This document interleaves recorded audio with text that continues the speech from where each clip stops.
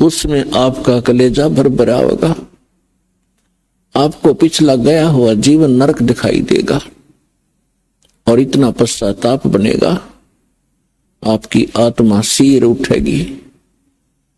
अब जैसे किसी ने नशा कर रखा, चाहे वो सांप के पास पड़ा हो, वो दूसरी बात उसको डस नहीं रहा, लेकिन जब उसकी आंखें खुलेंगी, होश में आएगा, उसका कलेजा हिल जाएगा। तो हम काल के लोक में पड़े हैं, ये डसे कब गया उसकी मर्जी, लेकिन हम उसके विवश होकर उसके आगे पड़े हैं। अब उस सर्प के इस काल से परमात्मा बचावेगा, सतनाम और सारनाम की जड़ी आपको देके इसके विष को निष्क्रिय करेगा।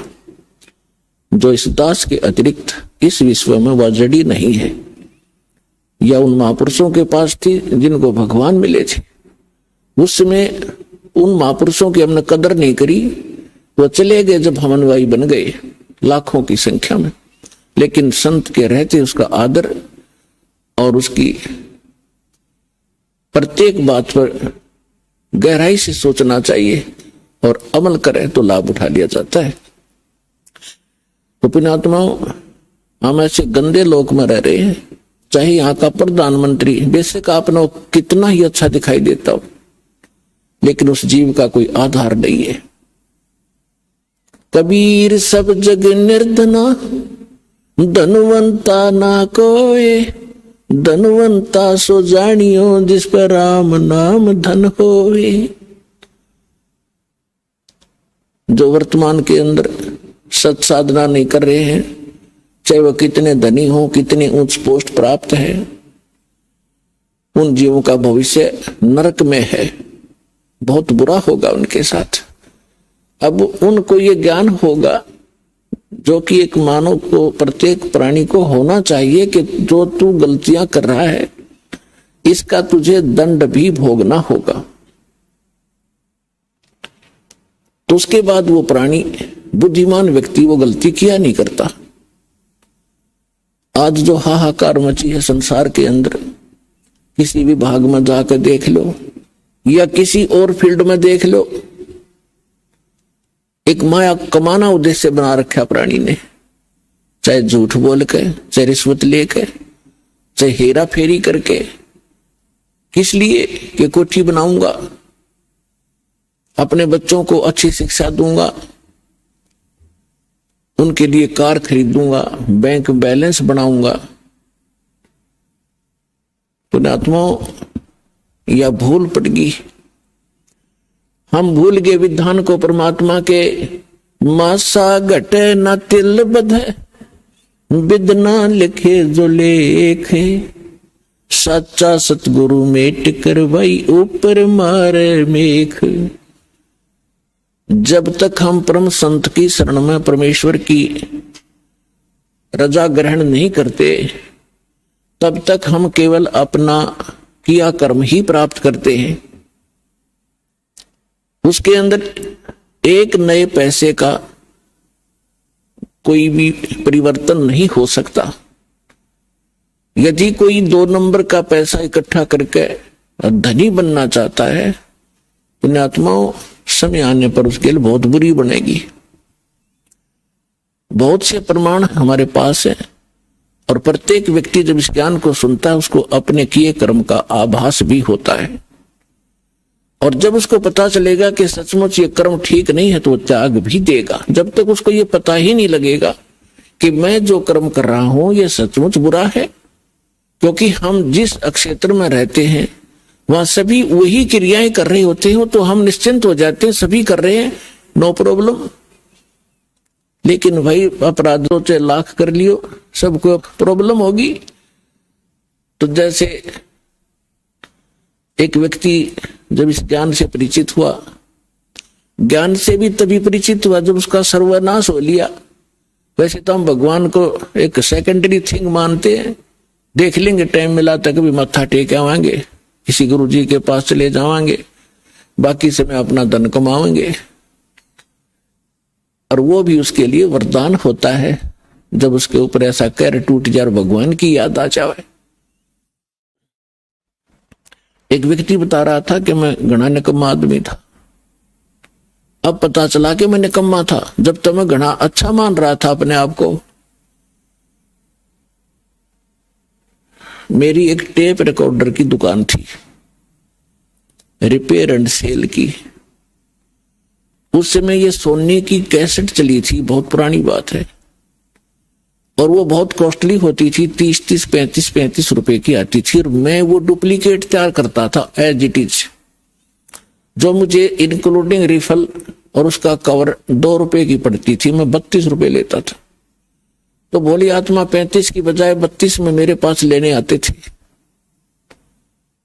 और फिर वो कुछ दिनों में खराब हो जाती, तो मैं कहता भी देख ले कंपनी की है, मैं क्या करूं, तेरे टेप में गड़बड़ होगी।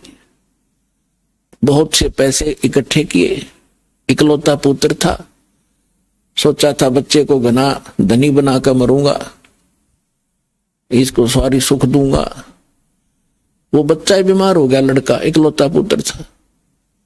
आसपास के डॉक्टरों को दिखाया, इलाज शुरू हो गया। इसके पैरेलल झाड़े झपटे वालों के पास भी, और अपनी जो पूर्व पूजा करते थे उनके परंपरागत पूजाएं थी, वहां भी सब क्रियाएं करवाई, ऑल इन वेन, सब असफल रही, और पैसा बाढ़ की तरह भुन रहा था। फिर बच्चा बहुत कमजोर हो गया, 1 वर्ष लगभग ट्रीटमेंट ऐसे ही चलता रहा। कभी थोड़ी सी राहत मिल जाए, फिर ज्यादा हो जाए, फिर राहत मिल जाए। जो मैंने पैसा कमाया था वो सारा का सारा जा रहा था, लेकिन मेरी समझ में नहीं आ रहा था, अब फिर कमा लूंगा एक बार बेटा ठीक हो जाओ। फिर क्या पता चला कि उसके दोनों किडनी फेल होगी। ऑल इंडिया इंस्टीट्यूट दिल्ली ले गया, उन्होंने बताया कि अति शीघ्र ट्रांसप्लांट कराओ, नहीं तो बच्चा नहीं बचेगा। जैसे तैसे किसी से कह सुनकर और एक गुर्दा प्राप्त किया, कोई सब इच्छा से दान करने वाला मिल गया। फिर भी उसके खर्चा बहुत हुआ, यानी उस समय 3.5 लाख रुपए मेरे उस गुर्दा के बदले बदलाने में लग गए, और पहले और खर्च हो लिया गना। जो मेरे पास धन था, वो मकान था, वो सब बेच दिया, किराए पर रहने लग गया। अब बेटा ठीक हो जाए फिर कमा लूंगा। तो कहने का भाव ये है कि लड़का स्वस्थ हो गया, गुर्दे सफल हो गया गुर्दा उसका। फिर गांव में एक प्लाट था, वो बेचकर शहर में छोटा सा मकान भी बना लिया। बच्चे के विवाह की तैयारी थी, अच्छी शिक्षा ग्रहण करवाई थी उसको, और अच्छी नौकरी की अपॉइंटमेंट भी उसकी होगी थी। विवाह की तैयारी कर रहे थे, खूब सारी धूमधाम से कार्य किए जा रहे थे। वो लड़का एक अपनी कार में जा रहा था, एक गाड़ी से टकरा गया, ट्राले तक, यानी बस दुर्घटना में उसकी मृत्यु होगी। बस में जा रहा था। अब इकलौता पुत्र था, जिसको सुखी देखना चाहता था, दुनिया को लूट रहा था। फिर मेरा वो लड़का भी ना रहा, टक्कर मार के रो रहा था। फिर ऐसे ही आपका कोई भक्त मिला, उसने मुझे एक कैसेट दी। तब मुझे अपने किए कर्म का आभास हुआ और मेरा सर्वनाश हुआ। तो तब मैं परमात्मा की तरफ चला, ना तो शायद मैं भगवान भी याद नहीं करता। तो पुण्यात्माओं, परमात्मा कहते हैं, तुमने दरगाह का उस मैल नहीं देखा, धर्मराज के तिल तिल का लेखा। तुमने वहां देखा नहीं भगवान का, वहां कैसे अकाउंट होता है। एक पाई भी, एक नए पैसे का वहां हेरा फेरी नहीं होगी। आपका किया कर्म एज ए फिल्म आपके सामने चल पड़ेगा। जहां आप ना नौकर करोगे, यस करते चलोगे तो ठीक है। जहां ये कहोगे ऐसा मैंने नहीं किया, फिल्म चला देगा धर्मराज। क्योंकि एक हमारे अंदर फीड होती है, एक उसके पास फैक्स हो जाती है डेली। तो जब आपको ये ज्ञान होगा कि ऐसा जुल्म क्यों करें, जो भोगना इतना बुरी तरह पड़ता है, तो उस समय आपको कैसा महसूस होगा, भगवान बताते हैं। जैसे कर का जहर का रंग होरी हो, कहो कौन तिस खावे राम रंग होरी हो। यदि आप होली यानी होली मनाना चाहते हो, खुशी मनाना चाहते हो, तो परमात्मा के इस राम नाम की होली में आप समावेश कर लो। इसमें ये राम नाम की होली में आप अपना पार्ट कर लो, हिस्सा कर लो, यानी पूर्ण संत को गुरु बना लो। और यदि आप यहां भी सुखी होना चाहते हो, परमात्मा की शरण ग्रहण करो और फिर परमात्मा के ज्ञान के आधार से भक्ति करोगे, दान धर्म करोगे, तो आपको वो समर्थ परमात्मा आपके भाग्य में ना होगा तो भी देगा। हम जब तक परम संत के माध्यम से और परमेश्वर उस परम अक्षर ब्रह्म कबीर परमेश्वर की शरण ग्रहण नहीं करते, तब तक हम अपना केवल जो पूर्व जन्म का संस्कार है वही प्राप्त होता है। चाहे बुरा है तो बुरा मिलेगा, अच्छा है तो अच्छा मिलेगा। और जो पुण्यकर्मी प्राणी हैं, आज वो बड़े बड़े सेठ बने हैं, कोई राजनेता बना है, कोई अभिनेता बना है, कोई आईएएस आईपीएस बना है, कोई डॉक्टर इंजीनियर बना है, कोई जज बना है, कोई एडवोकेट बना है, तो ये पिछले जन्म के घने पुण्यकर्मी प्राणी हैं। और ये सारा जीवन खोटे कर्म करें, चलो सभी तो नहीं करते, चाहे वो सारे जीवन में कितनी गलतियां करें, कितने 2 नंबर के काम करें, उनके पिछले पुण्य उनको प्राप्त होंगे ही होंगे। और उनको एक सबसे बड़ा धोखा ये रहेगा कि हमारा कुछ बिगड़ा को नहीं, हमारा क्या बिगड़ गया, वो फलाने ने ऐसा कर दिया, दकड़ियों ने ऐसा कर रहा था, राज भी वो सुखी है। तो उनके साथ साथ और भी उसी आग में गिरते चले जाएंगे। लेकिन जब हम परमात्मा के विधान से परिचित होंगे कि जब तक आपके पुण्य चलते हैं, आप चाहे डाके मारो, चाहे हत्याएं करो, चाहे बकरे मारो, मांस खाओ, शराब पियो, झूठ बोलो, और चाहे 2 नंबर के काम खूब करो, आपके पूर्व जन्म के पुण्य आपको मिलते रहेंगे। और जिस समय वो पुण्य क्षीण हो जाएंगे, फिर पाप का दौर शुरू होगा। फिर देखना क्या कहर टूटेगा उस घर के, उस प्राणी के ऊपर। यदि वो मनुष्य जीवन भी ठीक ठाक निकल गया तो घने पुण्य थे उसके, लेकिन पापों का ढेर उससे घना है भी। वो नेक्स्ट जीवन में भक्तिहीन प्राणी कुत्ते की योनि में जाएगा और फिर उसके सिर में कीड़े पड़ेंगे, वहां कोई ट्रीटमेंट करनी नहीं पाओगा उसको। तो पुण्यात्माओं, ये कोई डूम बाट के गीत नहीं है कि वैसे ही आपके सामने बेतुकी बकवाद की जा रही है।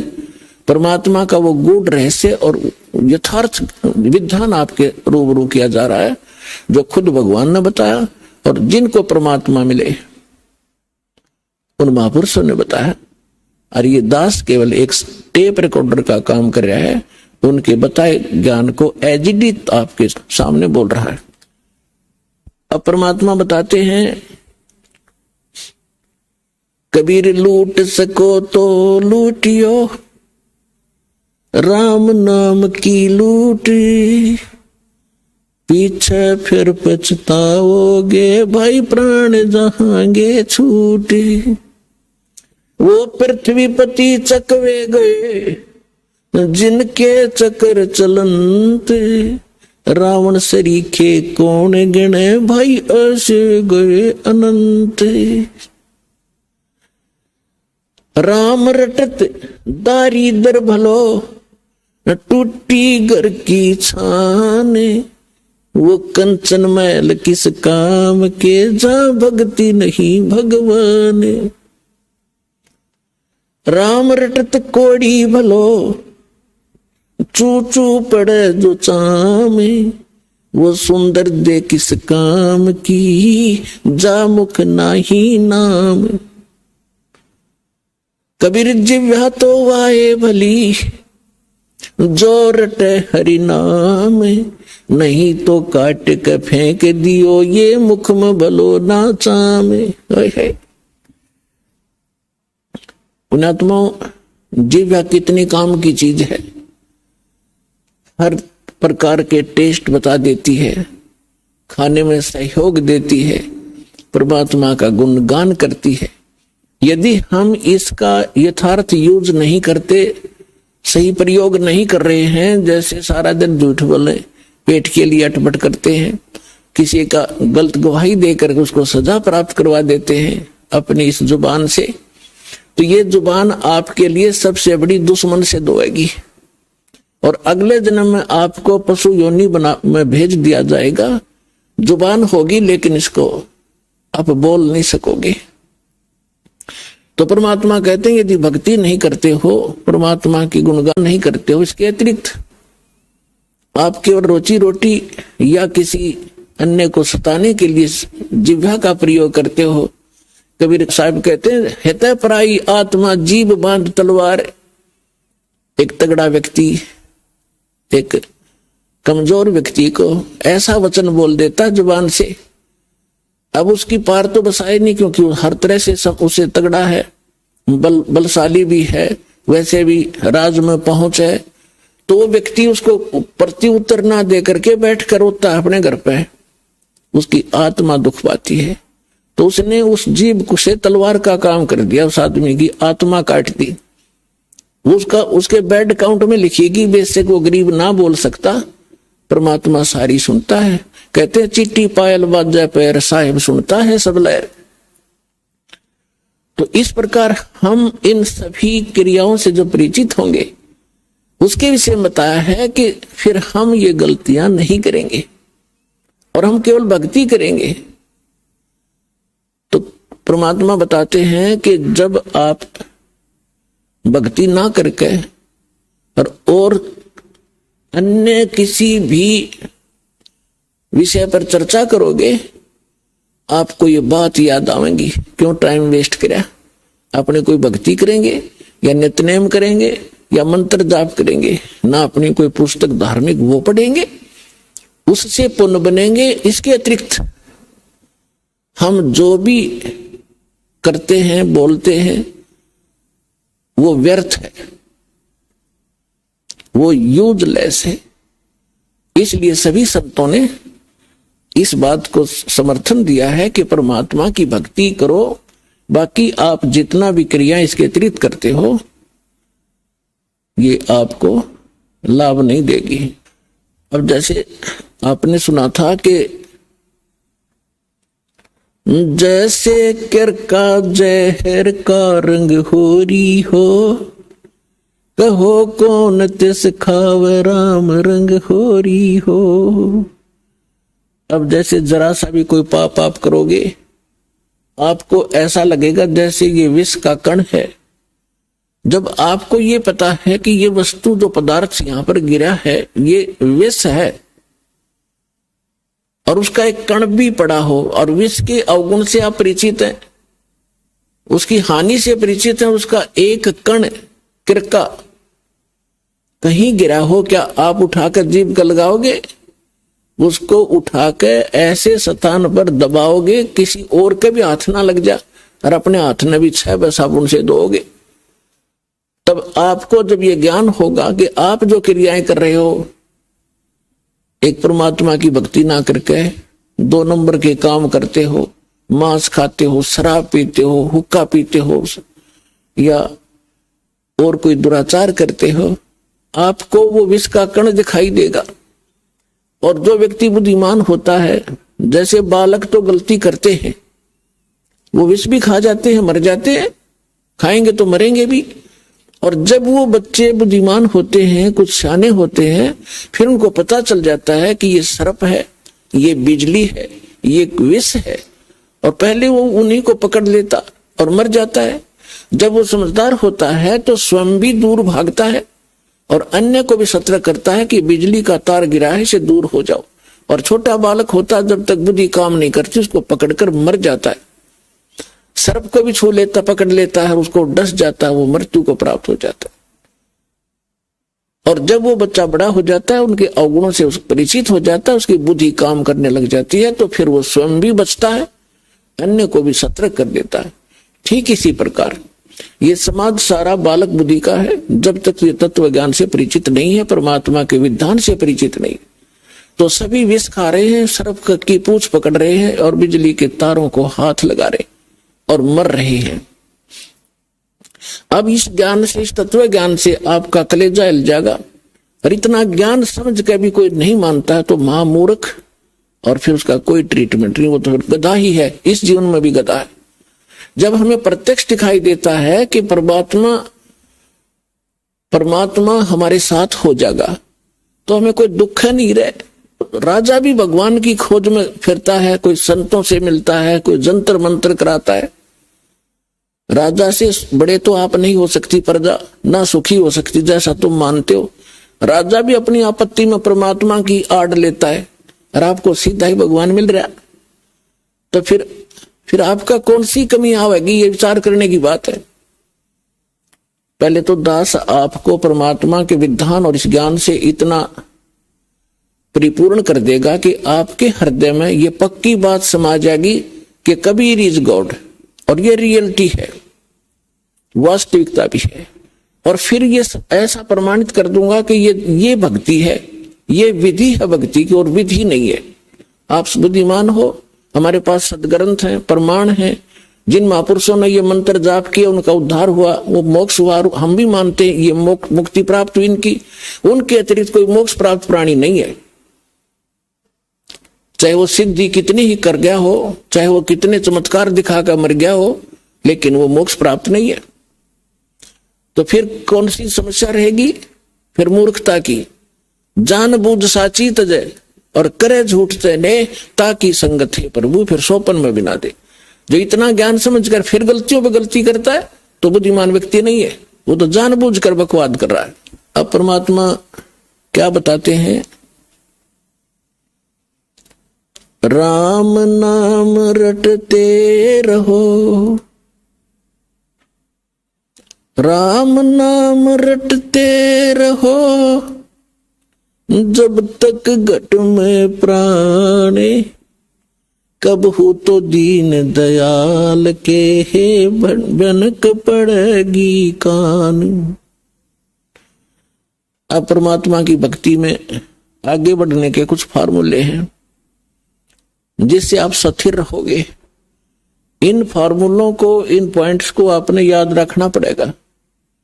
जैसे कुछ भक्त आते हैं, कुछ ऐसे भक्त होते हैं जो सब जगह थक लेते हैं, झाड़ फूक करवा के, मंत्र जंतर जप के, गुरु बना के, और जब वो यहां आते हैं चाहे कितना भयंकर दुख हो उनके ऊपर, परमात्मा तुरंत ठीक कर देता है। अब उनकी तो फिर परमात्मा की रजा होगी, उन कोई और ठिकाना नहीं रहा, भगवान से अतिरिक्त कुछ जगह दिखाई नहीं देती। मालिक को सब पता है, अंतर्यामी है वो परमात्मा। वो दूर तक जानता है कि आने वाली आत्मा क्या उद्देश्य लेकर इस दरबार में आई है, उसी तरह से उसका उपचार होता है। जो ऐसे आते हैं उनको तुरंत, देखो दास तो एक पीएन है उस कबीर भगवान का, चपड़ासी हूं। आपकी अर्जी दास के पास आती है, दास उस परम पिता की टेबल पर रख देता है। अब उसने यस और नो उस कबीर भगवान ने करनी है, और यहाँ सेकंडों में होती है। यहाँ कोई कार्यालय नहीं है, वह साइन होगा फिर वापस आओगी। सेकंड्स के भी कुछ क्षणों में वो सब अर्जी परमात्मा फैसला करता है। तो जो भी आता है, जैसी उसकी अंतःकरण की भावना होती है, दास आपकी अर्जी दास के पास, दास की परमात्मा के पास, तो फिर करना उस मालिक ने है। तो कुछ ऐसे आते हैं उनको तुरंत राहत मिलती है। मालिक को पता कि अब ये कहीं नहीं जाएंगे मेरे बच्चे, सब जगह थक लिए धक्के खा के। कुछ ऐसे आते हैं, हमारे भक्त कहते हैं चलो वहां जाते ठीक हो जाओगे, चलो वहां जाते ठीक हो जाओगे। अब वो आ जाते हैं, दुखी दिन तो आना ही होता है, लेकिन वो उद्देश्य कुछ और रखते हैं कि ठीक है चलते हैं, ठीक हो गया तो ठीक है, नहीं तो नहीं। तो ऐसे नहीं बनती बात है। तो इसलिए दास सबसे पहले आपसे कहता है कि किसी को भी आप प्रेरित करो, अच्छी बात है, क्योंकि भूले को राह दिखाना एक परम कर्तव्य बनता सभ्य नागरिक का। तो ये सब भूले पड़े हैं, लेकिन उनको पहले ज्ञान समझाओ, उनको पुस्तक दो ज्ञान गंगा। और ये ज्ञान गंगा पुस्तक जो है, और भी कोई हमारी सीडी है बनाई हुई या कोई भी परमात्मा का लिटरेचर जो इस दास के सत्संगों से बना है, उनको दो पढ़ने के लिए। और ये एक ऐसा ज्ञान है परमात्मा का। कबीर साहब कहते हैं और ज्ञान सब ज्ञानड़ी, और कबीर ज्ञान सो ज्ञान, और जैसे गोला तोब का करता चले मेहता। तो पहले उनको ज्ञान से समझाओ, फिर वो ज्ञान से परिपूर्ण होकर फिर यहां आएंगे। जब तक ज्ञान से परिपूर्ण होकर यहां नहीं आएंगे तो वो फिर डगमग हो जाएंगे। परमात्मा इस चीज को लाइक नहीं करते कि ये डले थे, पहले ढो ही रहे थे, 36 जगह भटक लिए, नकली गुरुओं के पास धक्के खा लिए, जीवन नाश कर दिया इन्होंने। तो अब अपने परमात्मा को पहचान कर फिर यहां लगे। तो इसमें क्या होता है कि फिर दूसरा इसका कारण ये होता है, जैसे किसी डॉक्टर के पास रोगी जाते हैं, एक ही जैसा रोग होता है, एक व्यक्ति को तो 2-3 खुराकों में राहत मिल जाती है और दूसरे को 3 महीने गोलियां खाने का निर्देश दिया जाता है डॉक्टर के द्वारा। तो उसके रोग में अंतर है। वो नहीं सोचा इसका तो 2 खुराक में ठीक कर दिया, मैंने 3 महीने खानी पड़ेगी, मैं तो नहीं खाने का, तो ना खाने का तो मर जाने का, और क्या इलाज है। अब उसका रोग इतना गहरा नहीं था, जो जल्दी समय पर आ गया तो ठीक हो गया, और उसने वो 3 महीने खानी ही पड़ेंगी और ठीक होगा क्योंकि टेबलेट वो कारगर है।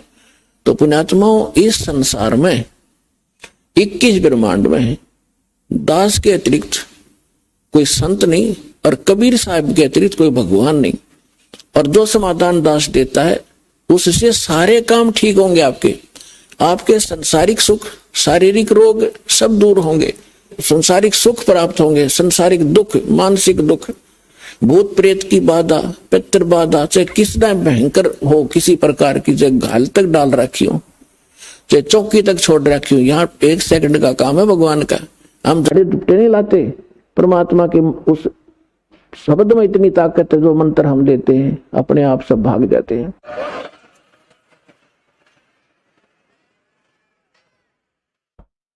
फिर कहते हैं धीरे धीरे रे मना, धीरे सब कुछ होवे, माली सींचे 100 घड़ा, समय आवे फल होवे। अब ये फार्मूले आपने याद रखने इस मार्ग पे कि धीरे धीरे रे मना, धीरे सब कुछ हो। आप बच्चे को स्कूल में भेजते हो प्रथम कक्षा में, और फिर उसको परिपूर्ण ज्ञान प्राप्त कराने के लिए, रोजी रोटी के योग्य बनाने के लिए 20 वर्ष तक, 15 वर्ष तक फ्री छोड़ देते हो।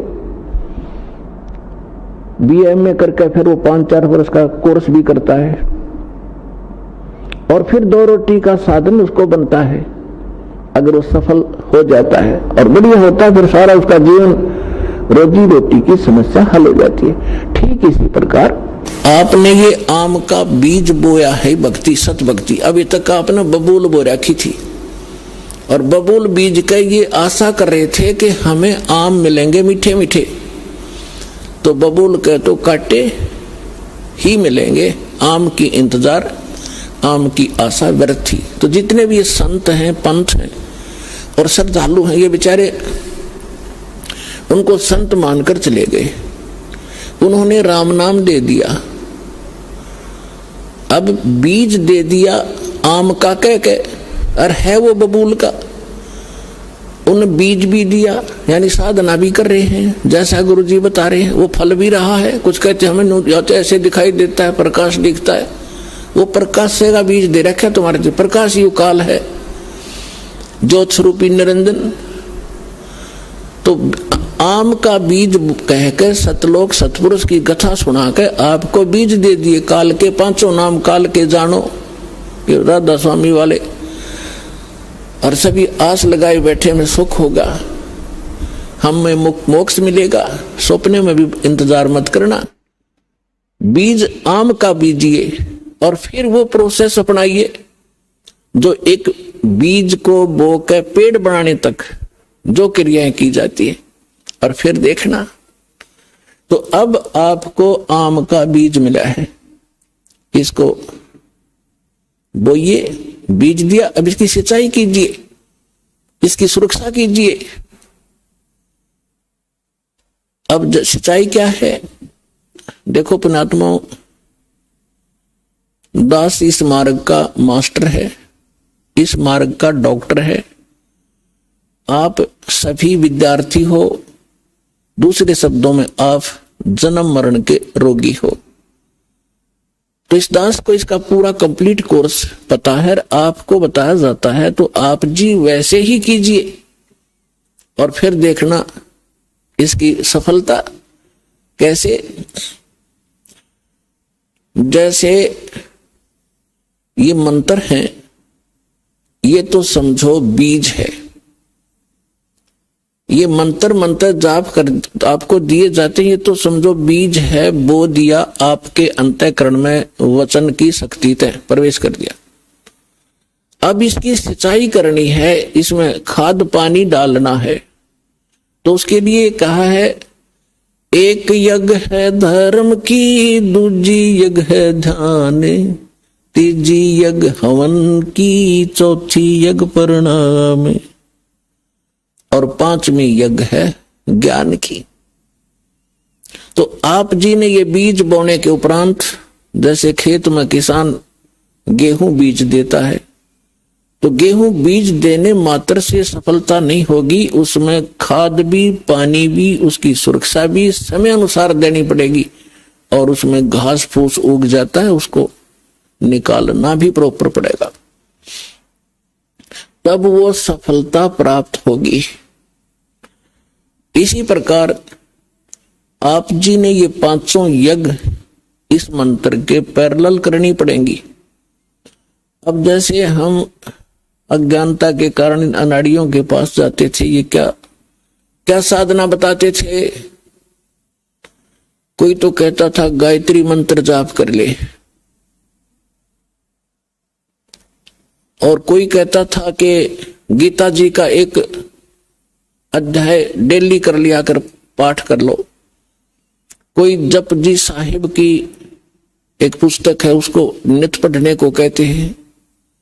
कुछ ये नित्य नियम का गुटका हमने बना रखा है गरीबदास के पंथ में, इस कुछ कहते हैं बस ये पढ़ लिया करो बेड़ा पार हो जाएगा। मंत्र पता नहीं उठ पटांग क्या देते हैं वो।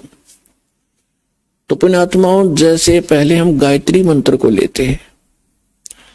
गायत्री मंत्र क्या है? ये एक यजुर्वेद अध्याय नंबर 36 का मंत्र नंबर 3 है, और इन अनाड़ियों ने इसको पता नहीं के बना रखा था। इसके आगे ओम अक्षर लगा लिया, ओम भूर्भुवः स्वः तत्सवितुर्वरेण्यं भर्गो देवस्य धीमहि धियो यो न प्रचोदयात्। और इसने हम निरा गोट्या करते और इसको यूं मान्या करते इससे मोक्ष होगा। ये प्रथम तो इसके साथ ओम नाम लगाने से ये मंत्र ही व्यर्थ हो जाता है। अब जैसे वेदों में महिमा पूर्ण परमात्मा की है और ओम नाम है ब्रह्म का, और महिमा ये इस मंत्र में महिमा है परमक्षर ब्रह्म की। यदि हम कोई पत्र लिखते हैं और उसमें शुरुआत में लिखते हैं मुख्यमंत्री या मंत्री, और वो भेजनी थी हमने प्रधानमंत्री गए, तो प्रधानमंत्री के पास नहीं जाएगी एप्लीकेशन, जिसको आपने एड्रेस किया वहां जाएगी, और वो उसका अधिकारी नहीं उसका आपकी एप्लीकेशन को सुन ले, कुछ काम कर दे। हमने प्रधानमंत्री के एप्लीकेशन भेजनी थी और उससे हमें लाभ मिलना था, एड्रेस कर दिया उस मंत्री के या मुख्यमंत्री के, तो होगी व्यर्थ। तो ये ओम नाम इसके साथ लगाकर इसका और काम बिगाड़ लिया इन्होंने। दूसरी बात रही, अगर यदि इस ओम नाम ना लगा के और भूर्भाव से शुरू करके इसका बार बार आवर्ती करते रहे, रिपीटेशन करते रहे, तो इससे लाभ क्या होगा? इसके अंदर लिखा है जैसे इलेक्ट्रिसिटी, विद्युत, इस बिजली के गुण लिखे हो कहीं पे कि बिजली पंखा चलाती है, अंधेरे को उजाले में बदल देती है, और ये ट्यूबवेल से जल निकाल देती है, आटा पीस देती है, पंखा चलाती है। तो इसके गुण लिखे हैं ये। इसको चाहे श्लोक बना लो, इसकी चाहे कविता बना लो, चाहे इसका कोई भजन शब्द बनाकर ढोलक पीट के गा लो, चाहे सारंगी ठागा हारमोनियम बांध के गा लो, वो गुण चाहे वैसे बता लो कि बिजली पंखा चलाती है, बिजली अंधेरे को उजाले में बदल देती है, ट्यूबवेल से जल निकालकर सिंचाई कर देती है, और बिजली आटा पीस देती है, पशुओं का चारा काट देती है। तो ये गुण तो उसके अंदर विद्यमान है। इसने एक बार पढ़ लो, चाहे इसने सारी उम्र बांच लो, वो गुण उसमें विद्यमान है। पर वो प्राप्त कैसे होंगे आपको, वो गुण प्राप्त कैसे हो, वो मेथड कौन सा है, वो भिन्न है। ये तो ज्ञान हो गया, ज्ञान यज्ञ है ये, कि इस वस्तु में ये गुण है। अब वो प्राप्त कैसे हो वो गुण, उसके लिए सारा तरीका ही अलग है। उसके लिए उस ऑफिस का पता चाहिए जहां से वो कनेक्शन मिलता है। वहां फिर जाकर वो कहेंगे ये फॉर्म भरो, ये फॉर्मेलिटी लाओ, वो सारा पूरा करके एप्लीकेशन लगाओ, समय आने पर आपका कनेक्शन मिल जाएगा। तो जो गुण गाया करते थे आप उस बिजली के, अब आपको वो प्राप्त होने शुरू हो गए। फिर गाओ चाहे मत गाओ, वो गुण आपके शुरू हो गए। और फिर भी वो अच्छा है, बिजली बटन दबा दे, इतना ज्ञान तो रहना ही चाहिए कि बल्ब जगाना है ये बटन दबाओ, मोटर चलानी है ये दबाओ। ज्ञान यज्ञ फिर भी पैरेलल रहेगी, तो वो आपको सहयोग देगा, लेकिन जब तक कनेक्शन नहीं मिलेगा वो लाभ प्राप्त नहीं होंगे। तो इसी प्रकार पुण्यात्माओं, अभी तक ये ज्ञान का टोटा रहा और हम धोखा यूं खाते रहे कि ये संत जो है ये पहुंचे हुए हैं। बताइए, इन सतपाल जी महाराज और ये बाल योगेश्वर जैसे, इन्हें कक्का नहीं पता भक्ति मार्ग का, ये आसाराम जैसे और करोड़ों को डुबो के अरे अपना जीवन नाश करके चले जाएंगे। अब ये परमात्मा कहते हैं गुरुआ गाम बिगाड़े संतो गुरुआ गाम बिगाड़े, ऐसे कर्म जीव कला दिए ईब जड़े ना जाड़े। ऐसे उलझा दिया, न समझाऊं तो उल्टे पड़े, न कहो वाह भाई वाह, निंदा करता रामपाल तो। अरे भले आदमियों, इसे बड़े बड़े माइक लाकर टेलीविजन पर मैंने निंदा करने में टाइम पाया। ऐसा मूर्ख हूं मैं कि मैं निंदा करूं, अपने कर्म बिगाड़ू। परमात्मा कहते हैं तिनका कबू ना नींदिए, जो पाया तले हो और कभी उड़ आखंड पड़े पीर घडेरी हो। हम तो तिनके की निंदा नहीं कर सकते, इतना पाप लगे हमारे को। लेकिन जो परमात्मा ने डंडोरा पीटा था, सच्चाई कहा था ढोल के डंके पे, आज सेवा दास को मिली है और आखिरी सांस तक निभाऊंगा, चाहे सांस तड़के निकल जाओ।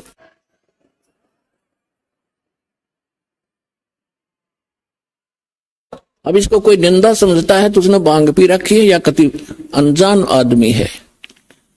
अब जैसे किसी ने नकली नोट बना लिए थे पीछे, और बहुत भी बनाते रहते हैं समय समय पर, और सरकार क्या करती है, डुप्लीकेट और ओरिजिनल को दोनों को साथ साथ दिखाती है।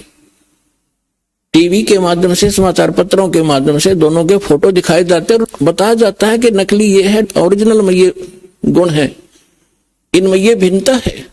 तो क्या सरकार आलोचना करती है, महापरोपकार करती है, ना ठग लूट ले जाते संसार को। तो ये दास कर रहा है।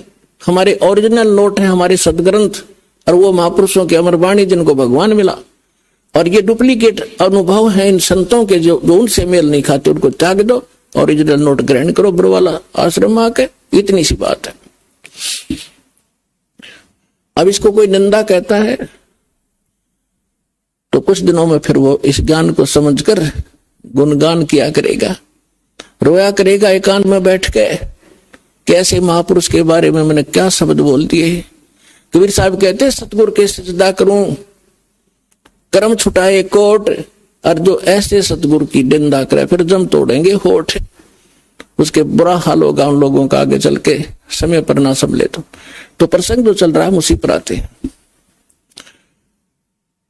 इस भक्ति बीज को सफल करने के लिए बहुत से प्रोसेस है, प्रोसीजर है। इन सभी को आपने रेगुलरली अपनाना पड़ेगा। जैसे किसान फसल की देखरेख, उसमें सिंचाई, खाद, पानी समय अनुसार और उसकी सुरक्षा आखिरी दम तक संभाल करता है, सुरक्षा करता है। तो कबीर साहब कहते हैं पाकी खेती देख के गर भाइयों मत किसान, अब हो झोले बहुत है घर आले तब जाने। अब जैसे कई भक्त जो अपना जीवन नाश कर गए, यहां से एक दो परिवार चले गए, सारे सुख हो क्यों यहाँ के तो सुख सागर है। जब एसी रूम में बैठोगे तो ठंडक रहेगी, फिर वो भूल जाते हैं एसी रूम से बाहर गर्मी भी है। जहां एसी नहीं है तो वो कुछ दिनों में निकल जाते हैं एडमिट करके, और बाहर जाके फिर उनको पता चलता है कि क्योंकि जो उन्होंने 2-4 वर्ष पुण्य इकट्ठे कर लिए यहाँ रेगुलर शास्त्र अनुकूल साधना करके भक्ति करके, और 2-4 वर्ष वो यहाँ रहे हैं, तो उनको वो पुण्य संग्रह हो गए उनके। अब वो पुण्य काल देगा ही देगा उनको। अब वो क्या गलती करते हैं, क्या कहते हैं एक दूसरे भक्त को कि हमने तो 3 वर्ष हो गए नाम छोड़ दिया, हमारा क्या बिगड़ गया, सब अटपट की बातें हैं, घर बैठ कर भक्ति कर लेंगे। तो वो एक आध न और डबो सकते, इसलिए दास आपको ये फाउल पॉइंट बता रहे हैं ताकि ऐसा कोई सिर फिरा मिल जाए गुरुद्रोही तो उससे भी बचना आपने। क्योंकि परमात्मा कहते हैं जैसे माता गर्भ को राख यत्न बना और ठेस लगे दक्षिण हुए, तेरी ऐसे भक्ति नसावे। तो भक्ति का नाश शीघ्र हो जाता है, इसको प्रफुल्लित करने में समय लगता है। जैसे आम का पौधा बो दिया, 2-3 वर्ष में वो इतना को होगा 5-4 फुट का, और तोड़ने वाला एक बार तोड़ जाएगा। अब उसको इतना बनाने में तो 3 वर्ष लग गए, और तोड़ने वाले ने 1 मिनट में कर दिया काम, नाश हो गया। तो भक्ति का नाश तो शीघ्र हो जाएगा, लेकिन इसको प्रफुल्लित करने में आपको सावधानी बरतनी पड़ेगी। तो उनके साथ क्या होगा, अब दास देख रहा है कि आज से 10 वर्ष पहले एक परिवार छोड़ गया था, उनको पहले इतना कष्ट था गिनती नहीं हुए, 3 वर्ष 4 वर्ष वो भक्ति में रहे, सारे सुख हो गए, फिर अटपट भागी छोड़ गया। अब 10 वर्ष के बाद फिर नाक रगड़ा, नाक है कि हम पे तो वही दुख फेर हो गए। और मैं रोज यही आपको रोज सतर्क कर रहा हूं कि ये गलती मत करो, मत करो, आप मार खा जाओगे। या फिर पहले धक्के खा लो, पहले इन संतों ने खूब टटोला हो जा करके वहां करके देख लो भक्ति, कुछ दिन फिर आ जाइयो। कर बने बनाए काम ने बिगाड़ा नहीं करते। तो इसलिए जो भी हम कोई ज्ञान प्रचार करवाते हैं उनको पहले कह देते हैं कि उनको नियम पहले बताओ, नियम समझ में आवे तो आ जाइयो, ना फिर और थोड़े से दिन तसल्ली कर लो फिर आ जाना। प्रथम नियम है, बाद में भक्ति, और फिर ना सफलता हो तो हमें बताइयो। तो हम मार खाते अपनी गलती से। सतगुरु के दरबार में कमी कहेगी ना, अनसा मौज नहीं पावता तेरी चूक चाकरी मां। परमेश्वर कबीर जी की डिक्शनरी में इम्पॉसिबल वर्ड नहीं है, हम उससे लाभ नहीं प्राप्त कर पा रहे हैं तो कहते हैं आपकी कोई चूक चाकरी में। अब जैसे एक 3 फेज की लाइन से 10 घरों को कनेक्शन मिला हुआ है, और अन्य के पंखे भी चल रहे हैं, ट्यूब भी जल रही है, और उसका कुछ नहीं चल रहा, और कनेक्शन एक ही स्थान से है। आप कंप्लेन करोगे बिजली विभाग में तो वो मीटर तक चेक करेंगे, वो कहेंगे यहां तक लाइट है, आगे अपने पंखे कूलर तुम देखो आगे क्या डिफेक्ट है। तो इसी प्रकार पुण्यात्मा, जो आप में अपनी त्रुटि के कारण परमात्मा की पावर आगे प्रवेश नहीं करके कोई काम नहीं कर पा रही है, तो आप अपना कोई त्रुटि देखो, पुनर्उपदेश लो, रिकनेक्शन करवाओ, रीसेटिंग करवाओ।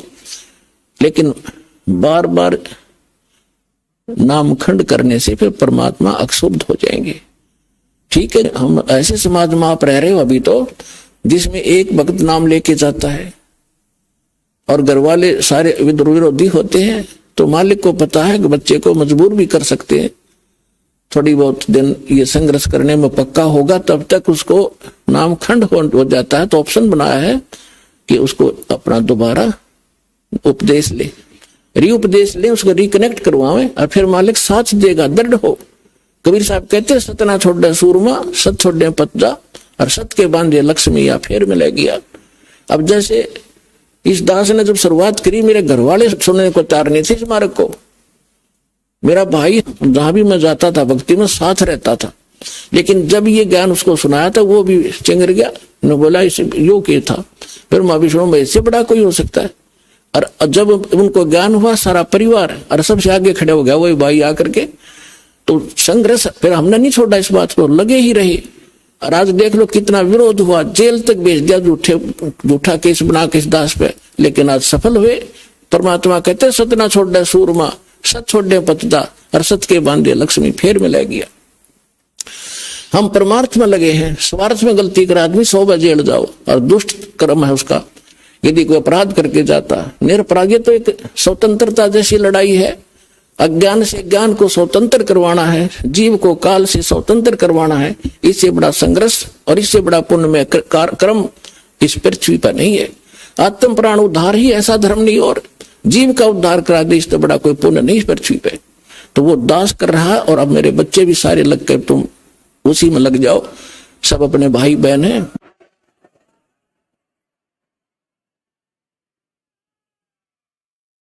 सबको सुख होगा, सभी दुखी हैं, सबको भगवान की चाह है, लेकिन ये काल के 2-3 घेरे बैठे हैं अज्ञानी बना के। आप उनको विद्वान बनाओ, साथ में उन कैसेट सुनाओ, पुस्तकें भेजो उनके पास, जैसे तैसे करके। अब जब उनको ज्ञान होगा, जब कोई ना रहे वहां पर, अब दौड़े दौड़े आ रहे हैं भगत सारे छोटे छोटे कर नकलियों को रो रहे हैं अपने कर्मों को। 20 वर्ष खो दिया, 10 वर्ष खो दिए, 13 वर्ष नाश कर दिया अपने जीवन का, केवल दुख दुख इकट्ठे हो गए। कोई बात नहीं, अब आपको भगवान मिल जाएंगे, आपके सुख भी होंगे और आपका मोक्ष भी होगा। अब जो प्रश्न चल रहा है कि इस भक्ति रूपी बीज को और इस फसल को वही परिपूर्ण करेगा जो इसके बारे में पूर्ण ज्ञान हो जाएगा, जिसको जैसे किसान खेती होता है। हमारे हरियाणा क्षेत्र में नहर से सिंचाई की जाती है, और गेहूं का फसल जो है सर्दियों में ही परिपक्व होती है।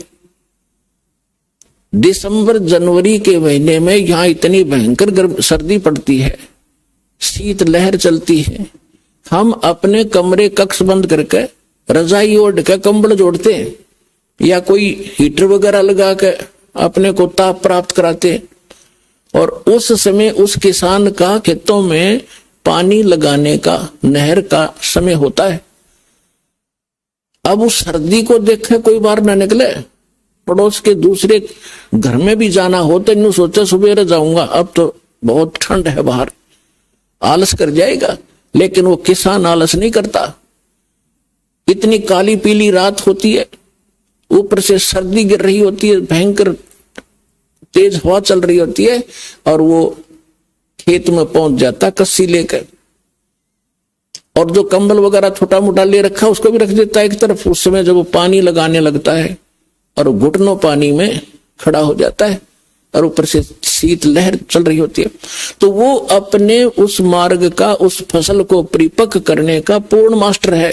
उसको ये मालूम है, जब मैं आज आलस कर गया और सर्दी से डर के कमरे में बैठा रहा, पानी का समय निकल जाएगा, मेरी फसल सूख जाएगी, मेरे बच्चे भूखे मरेंगे और मैं निर्धन हो जाऊंगा। इसलिए वो सिर धड़की बाजी लाकर, चाहे सांप काटो, चाहे कांटे लागो, और चाहे नमुनिया हो, उस काम में करके छोड़ेगा और सफल भी होगा। फिर खेत में काट के लाओगा भर के गाड़ी। तो पुण्यात्माओं, आप जिस समय इस मार्ग के ऐसे मास्टर बन जाओगे, उस समय आप देखना ये संघर्ष करोगे ही करोगे, चाहे कितना ही दुख हो। दुख तो माल्य के मार्ग में होता नहीं, लेकिन हम महसूस थोड़ा सा कर लेते हैं, परमात्मा फिर साथ रहता है। आप जब मालिक के लिए संघर्ष करते हैं, वो कोई बालक थोड़ा ही है। पिछले इतिहास देख लो, मीराबाई ने संघर्ष किया, उसके साथ कैसे कैर ढाए थे, और मालिक ने पल पल पर मदद की उसकी। विष का प्याला प्यार दिया था तो नहीं मरी। विष का गुण है, नाश कर देता है बॉडी को, और परमात्मा ने गुण बदल दिया भक्त के कारण। तो उसके हाथ में सब पावर है। तो हम अपने भगवान को, उस समर्थ परमात्मा को पहचान कर और इस मालिक के मार्ग को ग्रहण करके फिर इतना दृढ़ होकर चलना पड़ेगा आपने। फिर सफलता देखियो, फिर इसका फल देखना, यहां भी सुख होगे और सतलोक में जाओगे सीधे जहाज में बैठ के। ये गारंटी देता है दास आपको।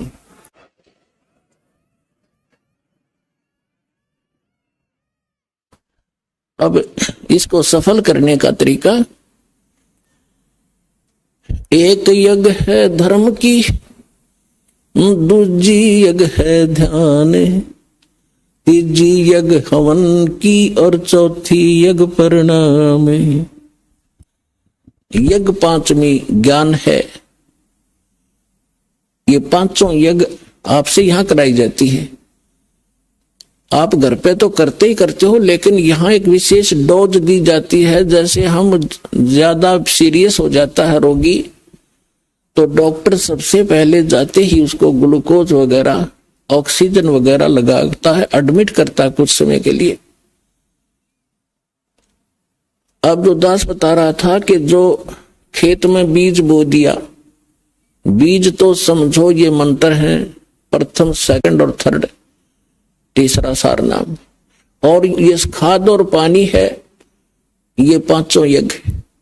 तो बुद्धिमान को संकेत बतेरा होता है कि किसान को मालूम है बीज बोन देने तो काम नहीं चलेगा, उसमें खाद भी डालना पड़ेगा। यदि आपके पास पैसा नहीं है ना किसान के पास, तो किसी तो उधारे लेगा या कितना ब्याज पे लेगा और उस खेत में खाद पानी प्रॉपर डालेगा। उसको मालूम है कि फ्री फल गया तो आप पे कर्ज उतर जाएगा। तो इसी तरह आप जी ने इस भक्ति रूपी फसल को परिपक्व करने के लिए ये करना पड़ेगा दान धर्म। एक यज्ञ है धर्म की। अब धर्म जैसे आप यहां आते हो, या कोई रोटी खाने नहीं आता कोई, या परमात्मा के लिए आते हैं, अपने संकट के निवारण के लिए आते हैं, अपनी आत्मा के कल्याण के लिए आते हैं। तो यहां वो भक्त आते हैं। कौन भक्त? जो परमात्मा के घने लाडले होते। ठीक है, बच्चा मेले में बाप की उंगली छुटा गया और कितने धक्के खाता फिर रहा इधर उधर, तो बाप को वो कितना प्यारा होता है जब वो वापस आ जा।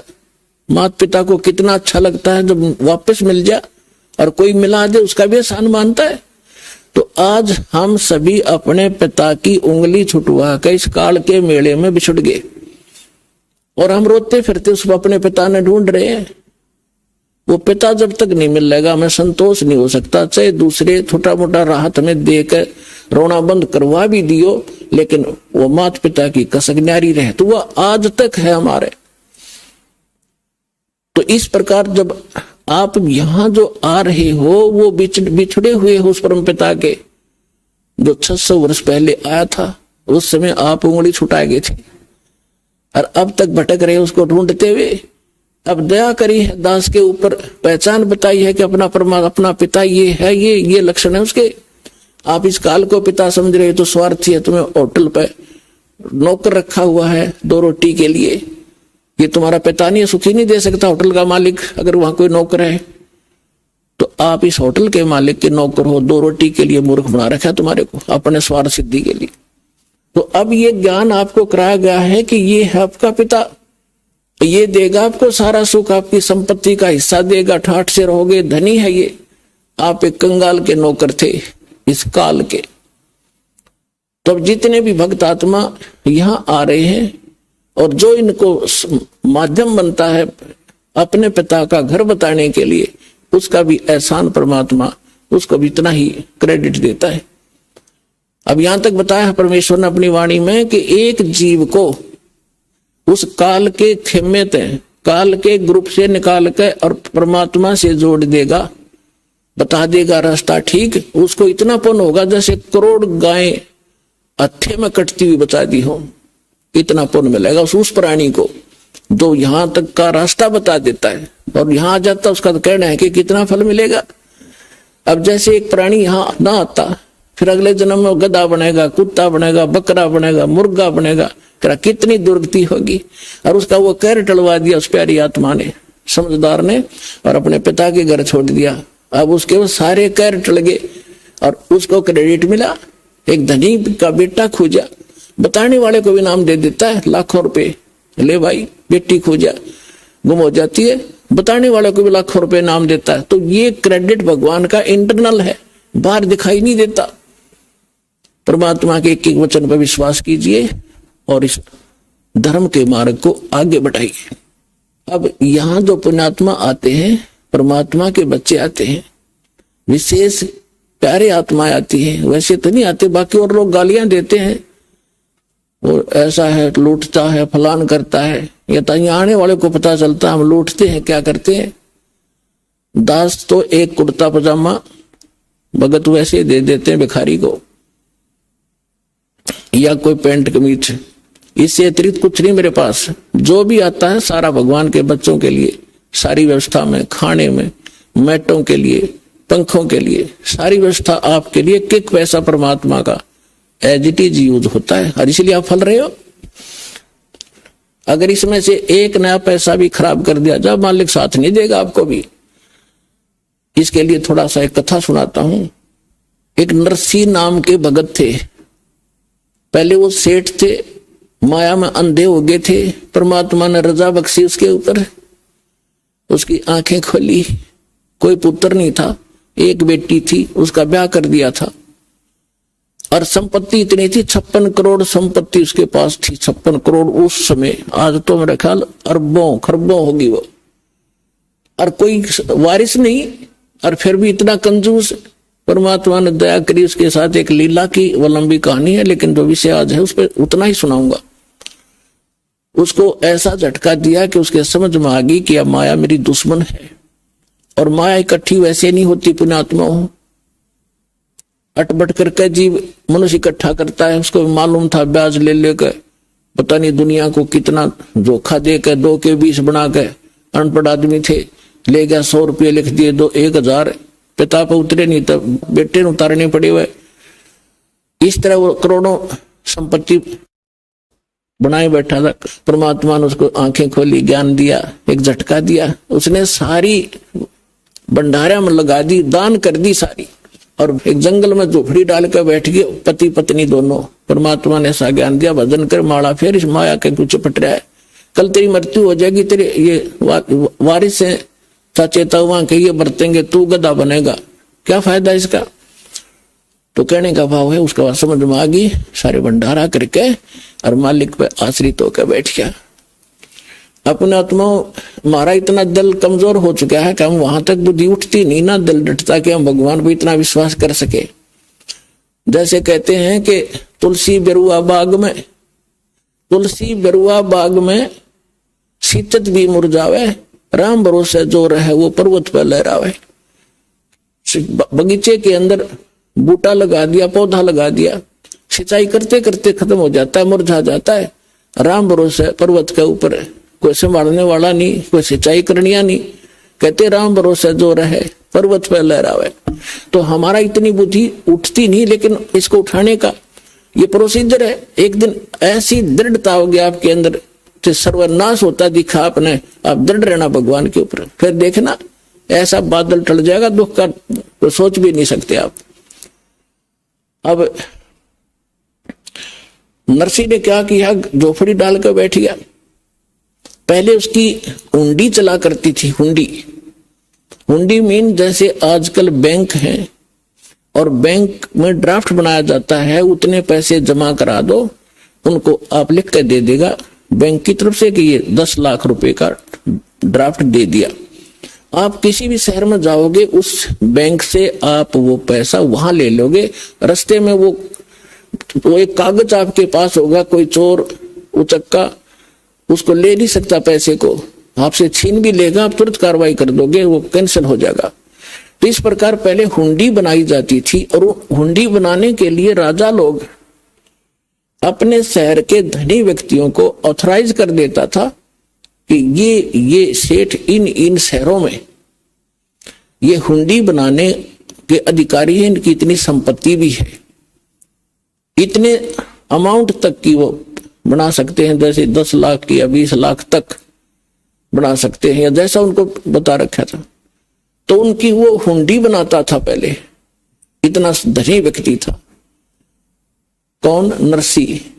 नरसी मेहता। 4 महात्मा थे, साधु भक्त। उन्होंने द्वारका जाना था भगवान के तीर्थ स्थल पर। 500 रुपये ले रहे थे वह चांदी के। उन्होंने सोचा चांदी के 500 रुपये लेकर जाएंगे, रास्ते में कोई छीन लेगा, हुंडी बनवा लेते हैं।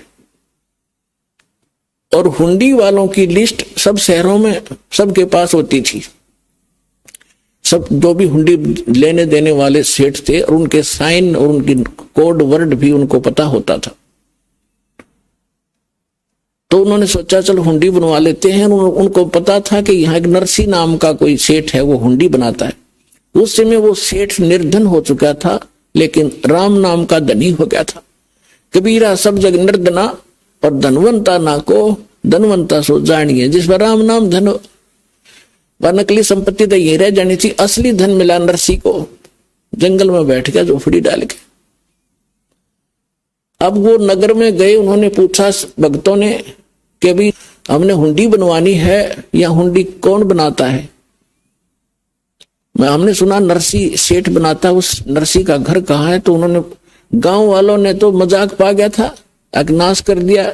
अब समाज का, संसार और भगत का, जगत और भगत के विचारों में और क्रियाओं में अंतर होता है दिन और रात का, इसलिए उनके मतभेद सदा से बने हुए हैं। तो वो लोग कहने लगे कि अच्छा नरसी, अरे नरसी तो भाई बहुत बड़ा सेठ है भाई, बिल्कुल वो तो, लेकिन आजकल नखरे करता है वो। तो महात्मा बोले भाई क्या नखरे करता है? अखबार लेता नाटेगा और ज्यादा दबाव देगे जो बनाओगा वो आजकल। बोले भाई है कहाँ? वो भाई सेठ है लेकिन आजकल भगत बन रहा है, बाहर जंगल में बैठता, वही हुंडी हांडी बनाता है। और उन्होंने सारी पक्की जचा दी, भाई ठीक है। वो जाकर कहे भाई नरसी जी कहाँ है? कि ये रहा भाई नरसी जी, आ जाओ, आओ महात्माओं बैठो। आगे वो 500 रुपये रख दिए, अगले सेठ जी हमारी ड्राफ्ट बना दे। अब उसने नरसी ने कहा कि महात्मा जी मेरी हुंडी कैंसिल हो ली है, मैं सेठ नहीं रहा, मैं कंगाल हो गया, आपने दिखता नहीं, मैं यहाँ बैठा हूं जंगल में। उन पक्की जचगी, वो जो कहे थे गांव वाले सारी सच्ची, अब आएगा ये तो नरा ने कमर। वो लाग गया कहने, उनको संत थे गुस्सा हो गए कि सचमुच वो साची कहे थे गांव वाले, तू नखरे करता आजकल, अब भक्तों के साथ तू मजाक करता है, तुझे पता नहीं भगवान तुझे श्राप दे देगा, न्यू कर देगा। अब उसने समझ गया उनकी भाषा से नरसी कि ये तो हमारे साथिया ने चंगरा रखे हैं, और जितनी कहूंगा उल्टे पड़ेंगे ये। और कुछ है भाई महात्मा है, साधक है, कुछ उठ पटाक मेरे ऊपर श्राप दे देंगे तो भारी पड़ जाएगा। तो उसने सोचा भाई इनका पीछा भी छुटवाना है, एक कागज मंगवा लिया कि महात्मा जी कागज ले आओ। वो कागज ले आए, उसने लिख दिया सांवल सा, क्योंकि कृष्ण का पुजारी था, श्री कृष्ण जी का पुजारी था, सांवरिया भगवान का। उसने लिख दिया सांवल सेठ, सांवरिया सेठ यानी श्री कृष्ण, और आपके दास के पास आपकी 500 रुपए की धरोहर रखी है, और आप इन महात्माओं को 500 रुपए द्वारका में दे दियो। अब वो तो लेकर कागज चले गए। पीछे से क्या किया उस सेठ ने, उस 500 रुपए की, चांदी के 500 रुपए का खाद्य सामग्री मंगा ली भोजन भंडारे की, और भंडारा कर दिया परमात्मा की निमित्त, सारा खिला दिया। अब उन महात्माओं ने जाके वहां द्वारका में पता किया कि भाई एक सांवरिया नाम का कोई सेठ है, उससे हमने हुंडी कैश करानी है। अब आम व्यक्ति ने बता दिया कि इससे पूछ लो, ये सेठ है जिसकी हुंडी चलती है। सामने गए उसके पास, उसने वो कागज देखा, तब उस सेठ ने, द्वारका के सेठ ने कहा कि ये तो फेल हो रहा है, रिजेक्टेड हो गया, ये तो गवर्नमेंट की तरफ से तो कंगाल है, इसकी हुंडी नहीं चलती। महात्मा तुम तो ठग लिए उसने।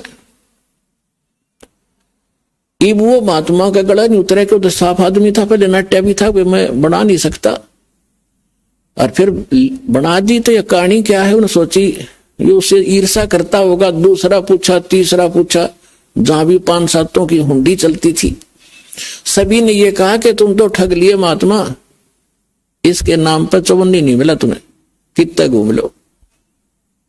अब उनको बड़ा दुख हुआ कि भाई, और ये भी नहीं, उलाना भी नहीं दे सकते, नरसिंह में ठग लिया तो नट्टे था भाई। अब उनको ये भी मालूम था ऐसा भगत है तो पैसे नो के नो पाओगे हमारे सुरक्षित वहां पर, इसलिए वो बोले भाई देखो कुछ खावा पीवा हो, ये बात फलाने पड़ेंगे भक्ता का किसी का आगे, और बड़ी गलत बढ़िया। तो वो बैठ के एक तरफ जाकर अपना विचार विमर्श कर रहे थे। तब नरसी परमात्मा की दया से भक्तों की कुछ दृष्टि काम करने लग जाती है।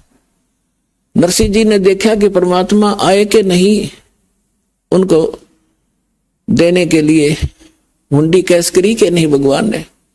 उसने देखा महात्मा तो पश्चाताप कर रहे हैं, हुंडी मिली नहीं, उस कागज को साथ लिए बैठे हैं। तब उसने अपनी पत्नी से कहा, धर्मपत्नी से नरसी ने, कि जो सामान लाए थे हम 500 रुपए जो साधु दे गए थे, उसमें से कोई सामान बचा तो नहीं है। तो उसकी पत्नी ने बताया कि थोड़ा सा आटा बच रहा है, जो रोटी बनाने के लिए मैं प्रयोग करूं थी, सूखा आटा, पलोथन बोला हमारे यहाँ, पलोथन।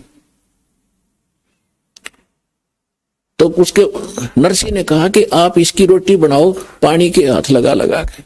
उसने उसके बचे हुए आटे की 4 रोटी बनी। अब 4 रोटी बनाकर थाली बाहर निकला था, को साधु संत मिल जा रहा चलता, उसने खिला दूं। इतने में परमात्मा पहुंच गए एक साधु रूप बना के। और नरसी घर झोपड़ी से बाहर निकला, सामने महात्मा खड़े थे। नरसी ने कहा, महात्मा जी भोजन खा लो, अगला भाई भूख लग रही है। अब 4 रोटी उसको चारों की चारों रख दी और रोटी खा के महात्मा जी चले गए। परमात्मा कहते, सोचल छिदर मैं करूं अपने जन के काज। अब थोड़ी देर में देखा तो क्या हुआ कि परमात्मा पहुंच गए मारवाड़ी सेठ बनके, लंब इतना बड़ा साफा, कान में कलम और काख में वो पैड बई और धोती, जैसे राजस्थानी बांध दो लांगड़ की। और वो पहुंच गए वहां पर मारवाड़ी सेठ बनके और कहने लगे, महात्मा जी कैसे बैठे हो? उन्होंने देखा भाई में सेठ दिखाई दे, इसने भी दिखा दी कागज। कहने लगे, महाराज जी के बताओ सेठ जी, हमारे गलत बूंदी बन गई, बहुत बुरा हो गया। हम ऐसे ऐसे वहां से आए हैं, एक नरसी नाम का सेठ था। अब उसने सारी बता दी, वो नाट्य भी था पर हमने जबरदस्ती कर दी, उनको घना तंग कर दिया। उसने यू कागज बना दिया एक सावल नाम के सेठ का नाम पर। यहाँ कोई सेठ है को नहीं, इतना तो हमें यकीन है कि पैसे हमारे सुरक्षित पाएंगे, लेकिन अब हमारा तो काम बिगड़ गया, यह गलती तो हमारी ही है, हमने उसके साथ जबरदस्ती की। और यहां पता चला कि सावल नाम का कोई सेठ है नहीं, ये नाम झूठा कैसे लिख दिया।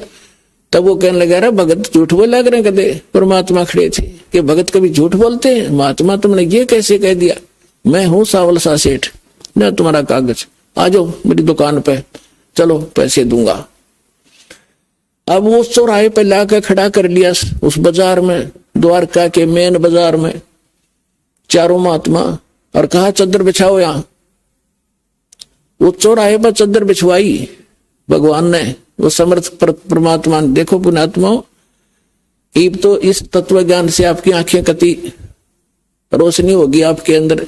हमारा मोतिया में ज्ञान का हमारा हट गया। गीता अध्याय नंबर 17 के श्लोक नंबर 16 और 17 में 3 पुरुष है, एक सरपुरुष एक अक्षर पुरुष। 16वें श्लोक में उनमें बताया कि दोनों ये भगवान भी और इनके अंतर्गत प्राणी सारे नाशवान है। उत्तम पुरुष है तो अन्य 17वें श्लोक में किया 15वां अध्याय में, उत्तम पुरुष है तो अन्य परमात्मा इति उदाहरत, ये लोक त्रयम अविश्य विवर्ती अवैश्वर है। वो श्रेष्ठ भगवान तो इन दोनों से और है, अन्य ही है, उसको परमात्मा कहते हैं। और वही तीनों लोकों में प्रवेश करके सबका धारण पोषण करता है। इन ब्रह्मा विष्णु महेश्वर के जो दिक्कत आती है तो भी वही आकर उनको संभालता है। वो वही परमात्मा है जो पूरे विश्व के प्रत्येक प्राणी को उसका वर्कडन भी देता है और उसकी सुरक्षा भी करता, जो भक्ति करता है। लेकिन वो भगवान क्रेडिट का भूखा नहीं है, वो ये चाहता था कि इस कलयुग तक, इस जब कलयुग 5500 बीतेगा, यहां तक इनमें भगवान की आस्था बनी रहे। ये चाहे किताब मत पत्थर पर माथा टेकते हो और उनका कोई शुभ संस्कार कोई दिक्कत आती है, वहां भी सुख दिया भगवान ने जाके। एक उदाहरण है, महाभारत में प्रकरण आता, टटीरी पक्षी थी, उसने कुरुक्षेत्र के मैदान में अंडे उत्पन्न कर दिए। उधर से ये युद्ध का समय सद गया, 18 करोड़ सेना इकट्ठी होगी और नाद भयंकर गूंज होने लगी, वह डर गई। अब उसने भगवान याद किया, हुआ तो नाम नो भी ना जाना चाहिए राम कृष्ण कौन है, कौन भगवान है। तो उसने परमात्मा याद किया, हे भगवान मेरे बच्चे, हे परमात्मा मेरे बच्चे, मेरे अंडों का क्या होगा। वो पिछले जन्म की भक्तनी थी और कोई दुष्कर्म किसी विशेष पाप कर्म के कारण वो योनि भोग रही थी पाप की, वो पक्षी की। तो परमात्मा ने ऐसा साधन बनाया कि वहां पर एक बहुत बड़ा 88,000 मन का एक हाथी का घंटा डाल दिया। जैसे मंदिरों में छोटी छोटी होती, वो बहुत बड़ी थी। और वहां पर 18 करोड़ व्यक्ति कट कर मर गए, अग्निबाण छूटे, सबके में कत्लेआम हो गया, उन अंडों के आंत नहीं लगने दी। अब ये न्यूज, अब हमारे को कथा सुनाने वाले कहते थे श्री कृष्ण जी ने रक्षा कर दी। श्री कृष्ण जी अपने कुल की रक्षा ना कर सके, जब अंत में उसकी वीरान माटी हुई, सारे मर गए कट के उसके आगे, और आप मर गया तीर से। तो अब वहां कौन भगवान था? बेशक क्रेडिट कृष्ण जी को मिला रहा, लेकिन हम भगवान पर आश्रित रहे कि भगवान ऐसा करता है और वो इतना ही चाहता है। ईब सामने आ जाएगा आपके कौन है वो भगवान और कौन करता था ये काम। अब जैसे हमारे ऊपर कितने सुख हुए, हम जब दास पहले रामकृष्ण हनुमान जी का पुजारी था, सुख हुए, और ये सोचा करते हनुमान जी दे रहे हैं, श्याम जी बाबा दे रहे हैं, या कृष्ण जी दे रहे, जो भी भगवान दिख जाता उस सन कह देते ये हमें सुख दे रहे। अब पता चला वो तुम्हारा पूर्व संस्कार फल रहा था, और एक्स्ट्रा एड तो ईव मिलने लगी जो भगवान से मिले हम सीधे। तो उस समय नरसिंह जी तो उनको कृष्ण जी के नाम लिख रहा था, और तीनों लोगों प्रवेश करके सबका धारण पोषण वही करता है।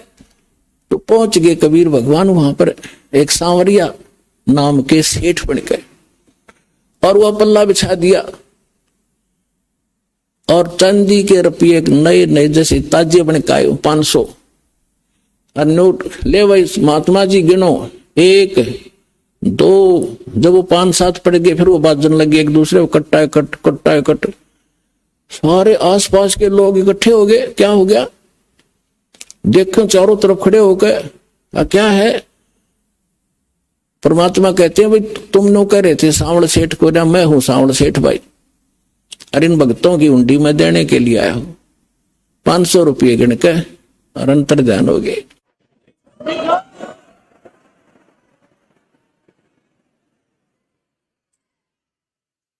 रोटी 4 भारिया गाली, नरसिंह जी की हुंडी जाली।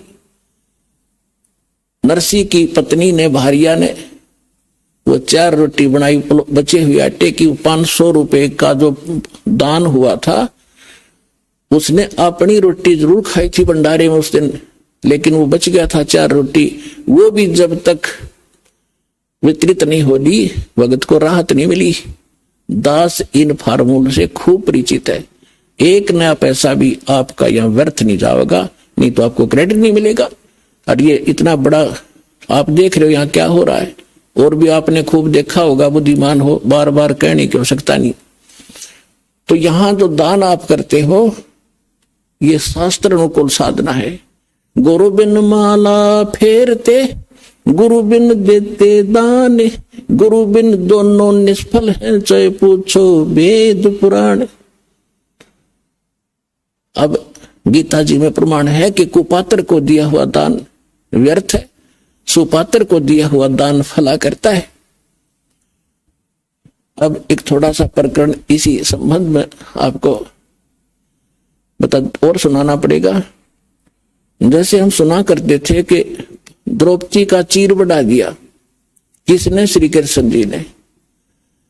अपने आत्माओं परमात्मा के विधान से परिचित होने के बाद आप बुद्धिमान हो, कंप्यूटर तक बना लिया आपने, इंटरनेट छोड़ दिए ऊपर, अब इस ज्ञान को समझने में घनी देर नहीं लगेगी आपको। अभी तक हमें कोई सिर पैरे का पता नहीं था, कहां से शुरू करें, कौन सी थ्योरी को सत्य माने जिसके आधार से हम प्रैक्टिकल करें। हमारी थ्योरी कुछ बताई जाती थी और प्रैक्टिकल कुछ करवाते थे हमारे से। तो इसलिए थ्योरी भी वही हो, सिद्धांत भी वही हो, प्रैक्टिकल करने वाला भी ठीक हो, तो वही होगा जो थ्योरी लिख बता रही है। तो श्री कृष्ण जी एक धार्मिक व्यक्ति थे, पांडव के और यादव के वो धार्मिक गुरु भी थे, मार्गदर्शन करने वाले, जिस कारण से द्रौपदी श्री कृष्ण जी की शिष्या थी। और उससे पहले वो जब कुंवारी थी राजा द्रौपद के घर पे, तो उसके पिताजी ने एक लेडीज घाट बना रखा था गंगा के किनारे। सभी वो लड़कियां द्रौपदी के साथ, आसपास की उसकी नौकरानी भी और भी गांव की सहेली उसकी हम उम्र द्रौपदी के साथ स्नान करने के लिए उस लेडीज घाट पर जाया करते थे। धार्मिक व्यक्ति पहले हुआ ही करते थे टोटली, तो वहां बैठकर कुछ देर वो भक्ति भी किया करते थे, साधना भी करते थे। अब सुबह सुबह स्नान करके गंगा में कुछ देर भगवान की वहां ध्यान चिंतन भी किया करती थी। अब पुण्यात्माओं, परमात्मा को हमारे आने वाले भविष्य के दुखों का भी पता है, और जो उनकी पुण्यात्मा परमात्मा की कभी किसी जन्म में, किसी युग में और परमेश्वर कबीर जी के साथ रही है, उनके विषय बताता है कि जो जन मेरी शरण है ताका हूं मैं दास, और गैल गैल ला गया फिर जब तक धरती आकाश। अब द्रौपदी किसी जन्म में परमात्मा की भक्तनी रही थी, लेकिन फिर हम विचलित हो जाते हैं, छोड़ जाते हैं, भगवान को भूल जाते हैं, सुख पाकर हम काल के उसी ग्रुप में चले जाते हैं, इन बकवादों में स्टार्ट हो जाते हैं जो भगवान को पसंद नहीं। ऐसा ही द्रौपदी के साथ बना हुआ था। अब परमात्मा को पता है कि मेरा भक्त, जैसे नरसिंह जी जैसे महापुरुष भी तो उसके बच्चे थे, कभी किसी जन्म में साथ रहे थे, तो भगवान की आस्था थी उनमें। तो ऐसे ही आप हो तो उसका आपके लिए ना जाने क्या कुछ कर देगा भगवान। आप में आस्था भगवान की बनाए रखने के लिए परमात्मा चाहते रहे अभी तक, इस समय के आने से पहले, कि इनमें भगवान की आस्था बनी रहे, और विशेषकर जो कभी उनकी शरण में आ चुके हैं। जैसे आज से 700 वर्ष पहले परमेश्वर 120 वर्ष रहे थे, सन 1398 से 1518 तक एक लीला करके गए थे, सहस्री आए थे, सहस्री चले गए थे। तो उस दौरान यहाँ 64 लाख शेष हुए थे इंडिया में, और उसमें इंडिया था, अफगानिस्तान, बलोचिस्तान, पूर्वी और पश्चिमी पाकिस्तान, इराक, ईरान, गढ़ गजनीव तक, ये सारा भारत था। और इसमें 4 करोड़ आबादी नहीं होगी, 600 वर्ष पहले इतिहास देख लियो पिछला, और उसमें 64 लाख शेष हो गए थे। उस कबीर दुलाए के, कबीर धानक के, गरीब आदमी के, गरीब आदमी तो वो भी बात ना करे, धानक दुलाए तो 600 वर्ष पहले ऐसी हे जाति मानी जाती थी, और वो समर्थ थे, अपनी समर्थता जहां भी हजारों जगह प्रकट होकर परमात्मा ज्ञान सुनाया करते थे, जगह जगह एक तारा लेकर गाया करते थे। हमारे लिए भटक रहे हो परमात्मा कहते, मैं रोवे तो सृष्टि को, या सृष्टि रोवे मोहे, और गरीबदास इस योग को समझ नहीं सकता कोई। गोता मारू स्वर्ग में जा बैठू पाताल, गरीबदास ढूंढता फिर अपने हीरे मोती लाल। वो परमात्मा हमारे लिए भटक रहे थे, जगह जगह जाकर प्रकट हो जाते थे। आजकल तो एक टीवी चलता, लाखों जगह, करोड़ों जगह देख लो। अब ये तरीका दिया जाता है ना अपने बच्चों तक संदेश पहुंचाने का, ये गॉड गिवन है सारा इंस्ट्रूमेंट ना, पहले यही थे ये मनुष्य। आप देख लो पिछला इतिहास, देखो ढंग से को गाड़ी बनानी आई होता है, एक रथ के अंदर 6 खेचर जोड़ के घसीटे हंडिया करते थे, जब भी तो मनुष्य थे वो। तो अब भगवान ने किया, पहले परमात्मा ने किया था। तो 64 लाख से सोए थे दाता के, जो भी परमात्मा वहां रहा करते थे, आशीर्वाद से लाभ, उनके मंत्र प्रथम मंत्र देते थे ओनली उस टाइम, ये 2 मंत्र डिस्क्लोज नहीं किया था दाता, और इनसे बहुत लाभ होता रहा। आप यहां तक आस्था भी बनी रही, आपके संसारिक सुख भी आपको प्राप्त होते रहे, जिस कारण से आपकी भगवान में श्रद्धा बनी रही। तो आज आपको जो परमात्मा लाए हैं वो वही क्रियाएं करके यहाँ पहुंचाया आपको। इसी प्रकार द्रौपदी के ऊपर मालूम था दाता को कि इसके प्रारब्ध में एक भयंकर दुख है, इसको सभा में निवस्त्र किया जाएगा। तो क्या लीला की, 100 साल छिदर मैं करूं अपने जन के काज। एक वहां पर एक साधु बनकर आए भगवान, ब्लाइंड, अंधे, और एक लंगोट स्तन पे, ओनली एक पर्दे पे कोपीन थी। अब मैं आपको उस तरीके से समझाऊंगा कि वो भगवान ना समझकर एक साधु समझो आप, क्योंकि दास का तो दृष्टि खोल रखी दाता ने, कौन थे तो दास को पता है, लेकिन इस कथा के आधार से ऐसे सुनाएंगे, अधिकारी को दान दिया कैसे फलता है।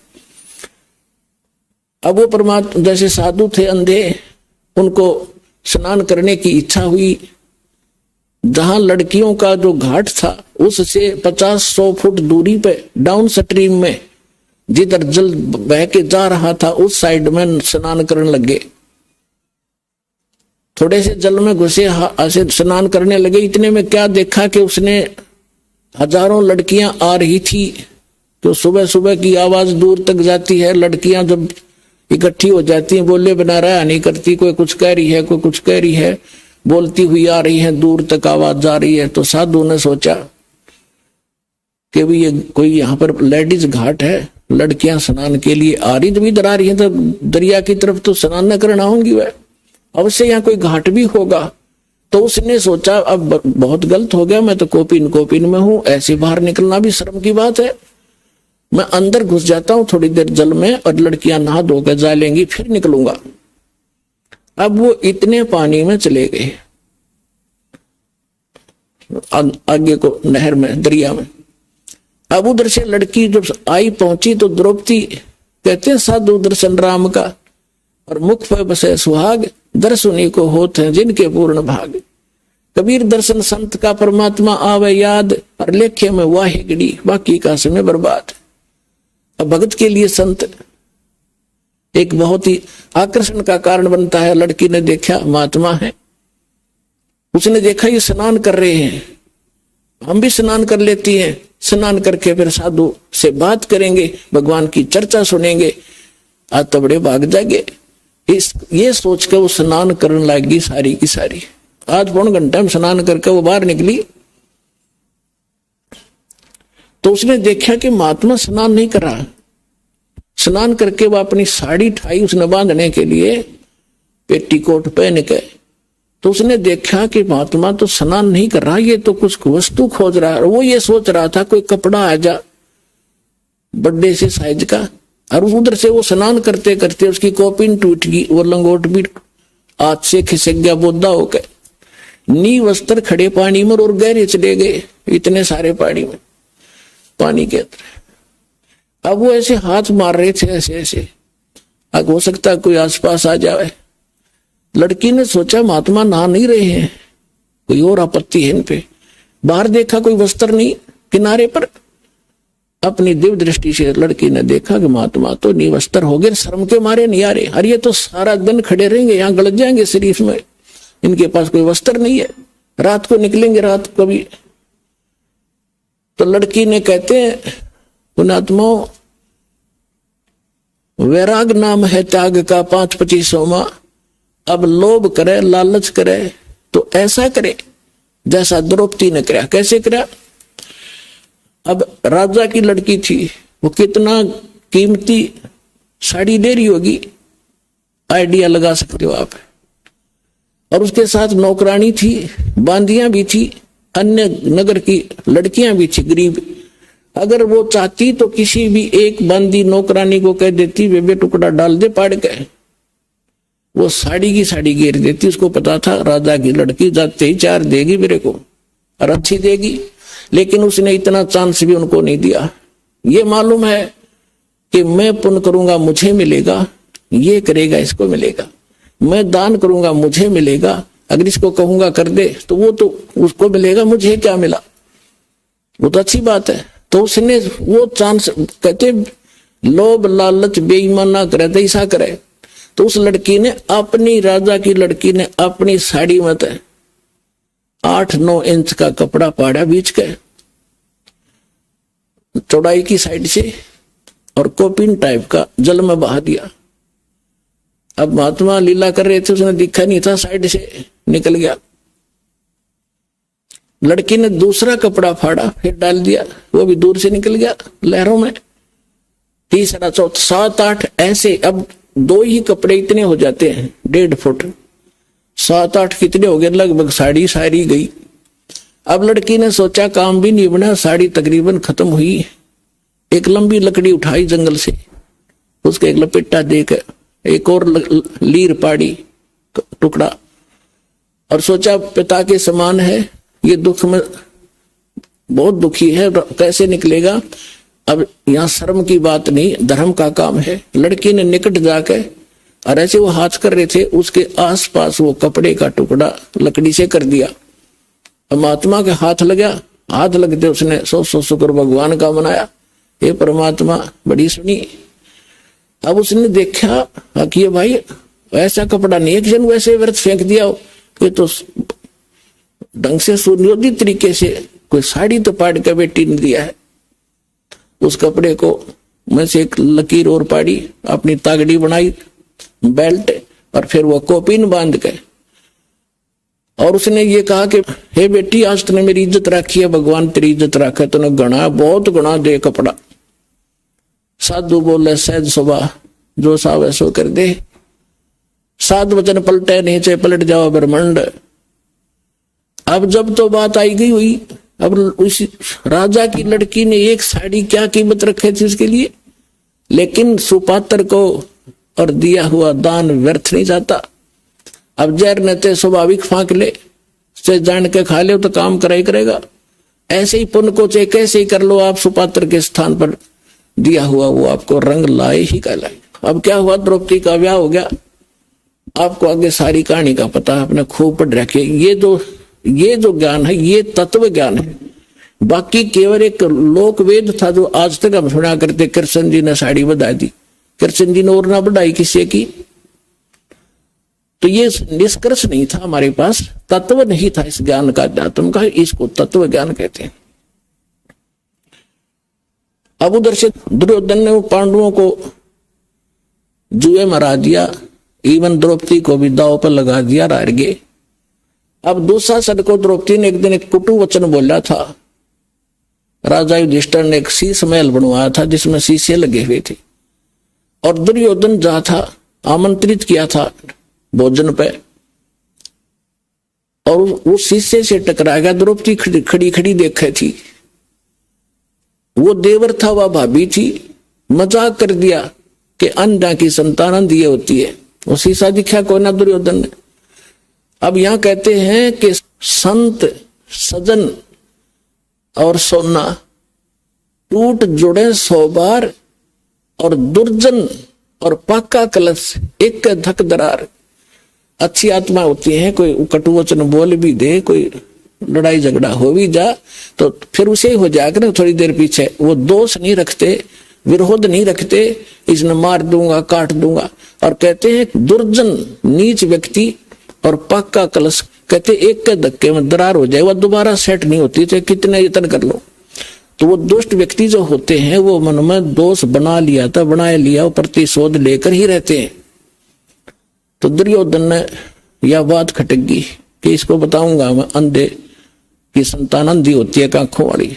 तो उस दिन उसने उसी उद्देश्य से द्रौपदी को कहा कि लाओ पकड़ के, अब वो हमारी होगी। और पूरी पंचायत वहां पर सभा बैठी। भीष्म पितामह, जिसको दादा भीष्म कह के हमारा थूक सूख गया, भीष्म पितामह, द्रोणाचार्य गुरु और कर्ण जैसे योद्धा, और 101 कौरव बैठे थे, और एक वहां पर भगत बीज बैठा था युधिष्ठिर, न वो विदुर, जो उन कौरव और पांडवों का चाचा था। अब जब द्रौपदी को पकड़ कर लाए घसीट कर, दुर्योधन ने दुशासन से कहा अपने भाई से कि इसको नंगी कर, साड़ी उतार इसकी और मेरी जांग पर बैठा दे। हम तो अंधे हैं, अंधों को क्या दिखे इसकी नग्नता। ये कह कर दुशासन खड़ा हुआ, भाई के आदेश तय। अब द्रौपदी ने यह सोचा था, उस जिस बांदी ने द्रौपदी को जाके कहा था नौकरानी ने कि द्रौपदी आज तेरे साथ बुरी बनेगी, तेरे को जुए में हरा दिया है और दुर्योधन ने तुझे बुलाया है, मैं भागी आई हूं, देख ले कुछ बनता होता है, और तेरे को नंगी करेगा।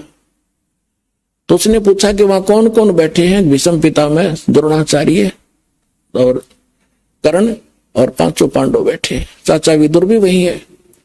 तो द्रौपदी ने कहा कि पागल, इसी पंचायत में नंगी कैसे करेंगे, इसे महापुरुष बैठे है, पागल।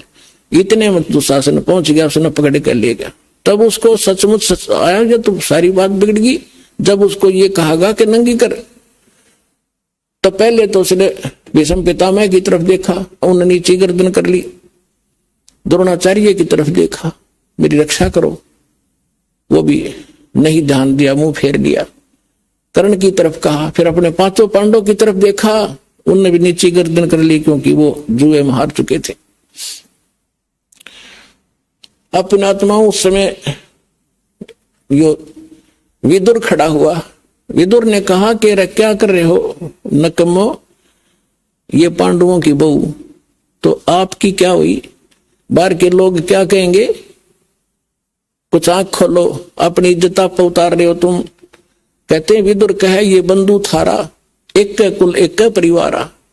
विदुर के मुख पर लगा थपेड़ा कि तू तो है पांडवों का चेहरा, तू तो है बांदी का जाया, जहां बेसम द्रोण और कर्ण मुस्काया। थरा गजब हुई।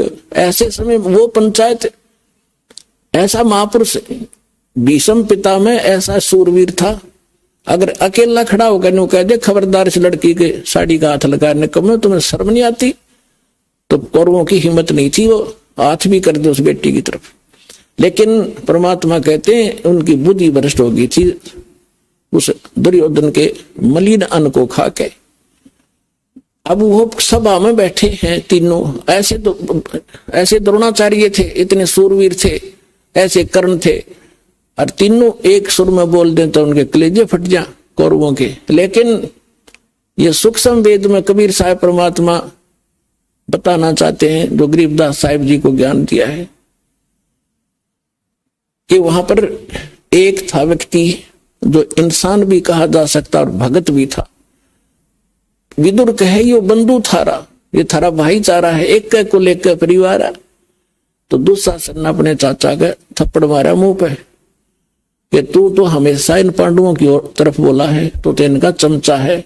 जब उसने ऐसा कहा, उस समय जब अपने चाचा के थप्पड़ मार दिया, एक लड़के ने दादा बड़ा बैठा देखे, भीष्म पिता में और योग्य था सब कुछ करने को, और वो हंसा इस बात से, मुस्कुराने लगे तीनों, भीष्म द्रोण और कर्ण।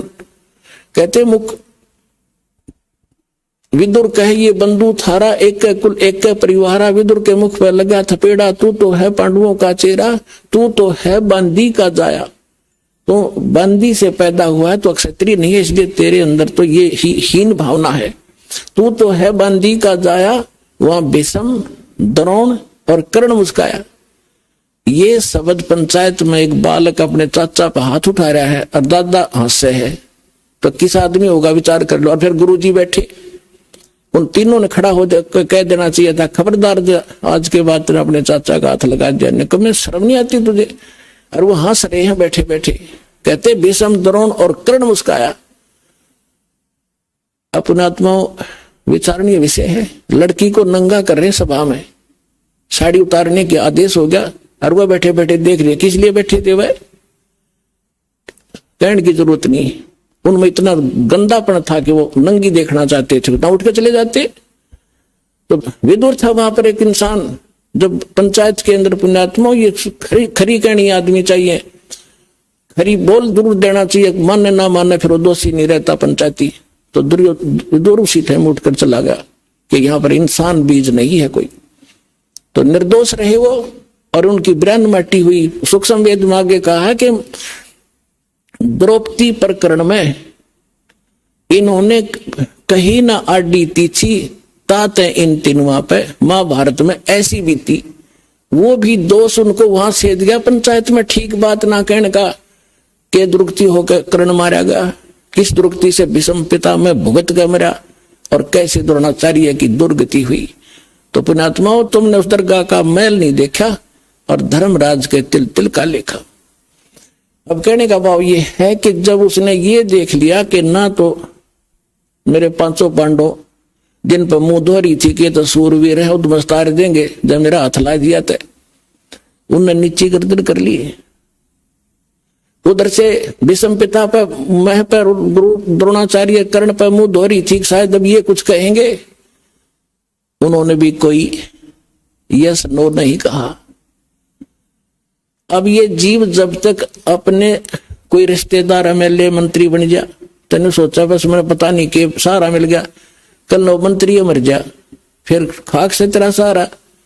एक भगत बताओ था कि मेरा बुआ का लड़का था, संजय गांधी का खास मित्र निकट बन रहा था, घना निकट था, और उसके कारण से आसपास घने व्यक्तियों को दुखी करवा दिया था पुलिस ने।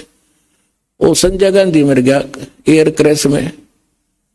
जो बोला वो 6 महीने करता नहीं निकला, सूख का काटा हो गया, बाहर निकलते मारेंगे तेरे को, अब चाट ले। सारे ने पाप इकट्ठे कर लिए और कालजा फट गया। बीमार हो गया, वो मर गया उसका सहारा। तो परमात्मा कहते हैं अगर आपने सहारा चाहिए तो धनी का करो, समर्थ का। इन छोटे भगवानों का सहारा भी व्यर्थ है, उसका भी आश्रय लेना व्यर्थ है। समर्थ का शरणाग हो रंग होरी हो, भाई कबू न हो ए काज राम रंग होरी हो। यदि सदा सुखी रहना चाहते इस गंदे लोक में भी तो समर्थ की शरण लो, सदा खुशी रहेगी। हम पहले होली दिवाली में हम बस इतनी खुशी का बेरा था, को छठे पटाखे बजा लिए, हलवा मिला करता, कूद झंडा करते का हलवा मिलेगा। आज सदा दिवाली कर दी भगवान ने। आप देखो यहाँ 4-4 दिन 6-6 दिन 10-10 दिन महीने में अरे बंदी छोड़ अपने बच्चों को होली बना रहा है, हलवे खिला रहा है डेली और खीर खिला रहा है। तो कहते हैं समर्थ का शरणा गौरंग होरी हो और कबू ना हो ए काज राम रंग होरी हो।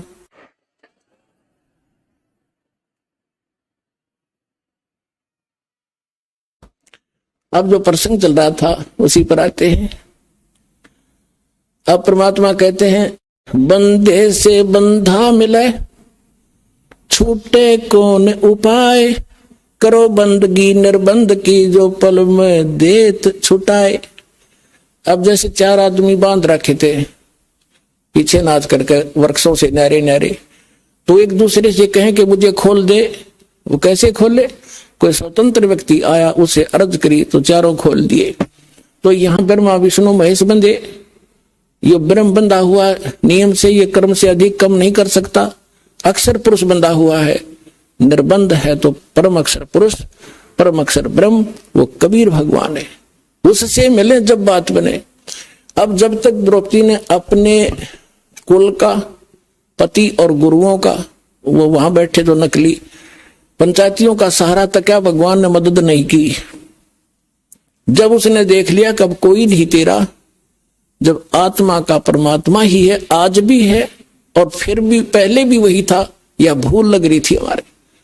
जब हम अपने पिता को याद करते हैं, अब उसमें कौन याद किया? उसने कृष्ण याद करा था, ने कहा था हे भगवान, हे परमात्मा, आपकी कहीं हो तो आज मेरी इज्जत रखियो।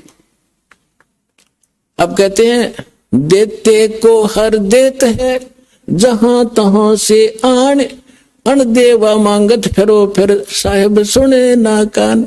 जिन्होंने पूर्व जन्म में धन दान कर रखा है, आपत्ति को धर्म कर रखा है, आपत्ति आओगी परमात्मा उसकी तुरंत मदद करेगा। और जिन्होंने कभी ऐसा पुण्य किया नहीं है, कहते फिर मांगते फिर ये कोई कान भी नहीं सुनेगा आपकी। अब यहाँ क्या होता है, परमात्मा ने अपनी बेटी प्यारी आत्मा, क्योंकि जो जन मेरी शरण है ताका हूं मैं दास, ये भी विधान है उसका। उसी आधार से उसको पता था, करे करावे साइया मन में लहर उठा, और दादू से जीव के आप बगल हो जा। अब देखो ना जाने कितनी बहनों की इज्जत लूटी जाती है संसार में, और सभी पुकार भी करती होंगी, धार्मिक भी बहुत हैं, उसमें अपने उस इष्ट को भी याद करती होंगी जिसके आश्रय वो रहती हैं, लेकिन मदद नहीं होती। क्यों नहीं होती?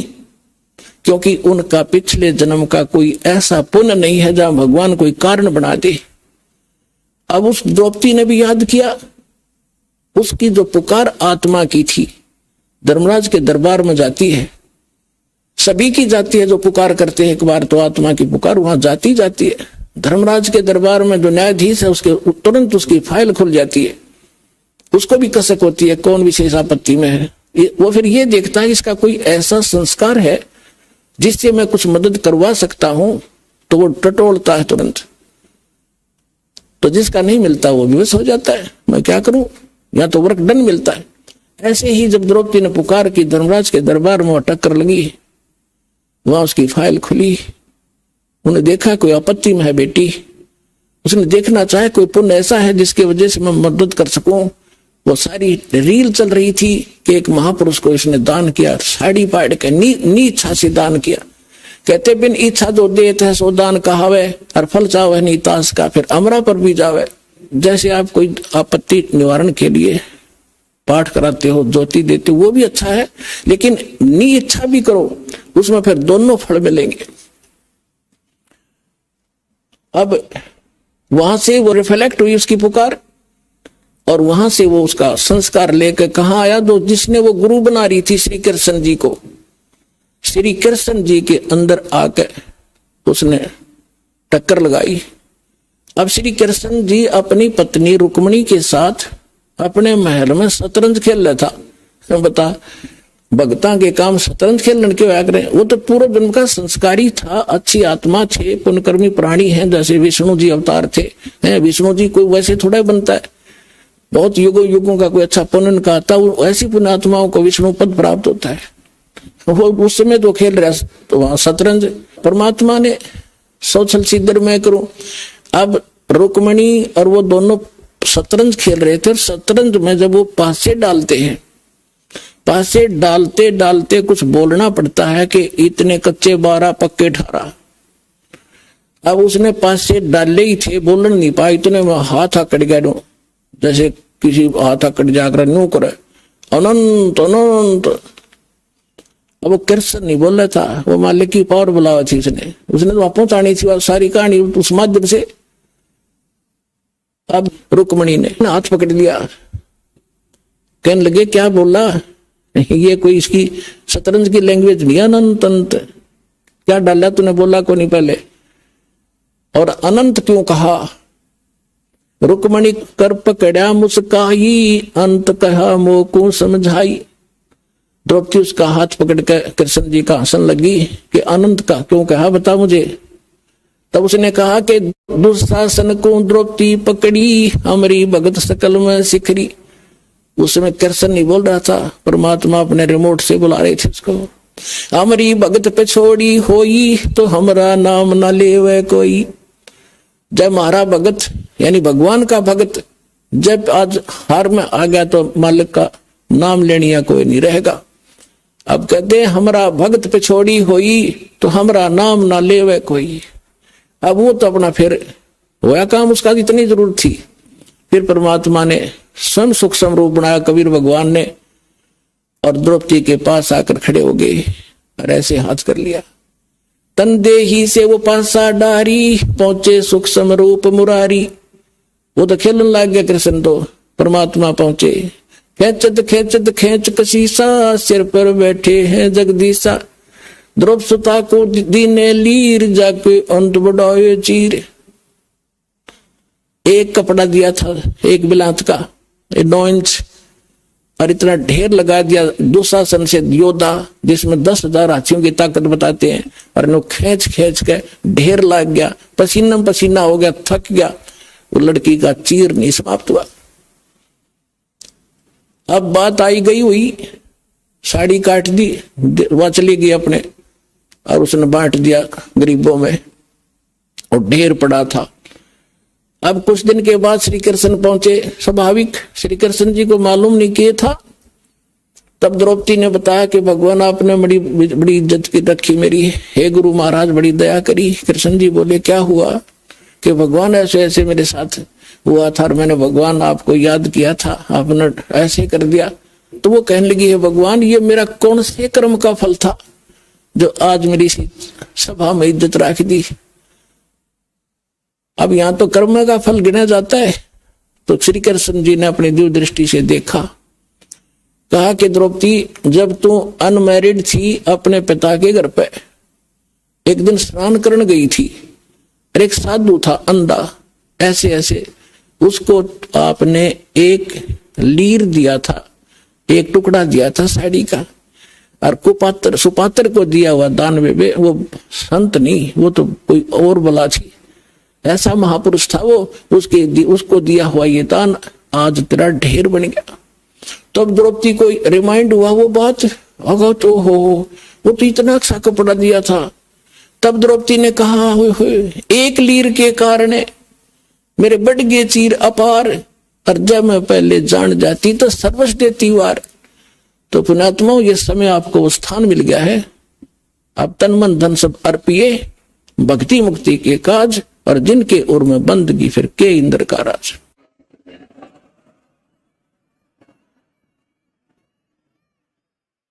तो यहाँ जो एकमात्र स्थान है जो शास्त्र अनुकूल साधना, शास्त्र अनुकूल यहाँ क्रियाएं होती हैं, यहाँ पर आपका दिया हुआ दान फलेगा और आपको मोक्ष भी प्राप्त होगा।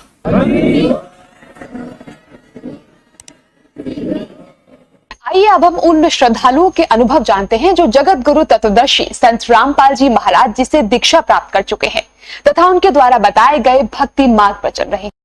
नमस्कार सर। नमस्कार सर। क्या नाम है सर आपका?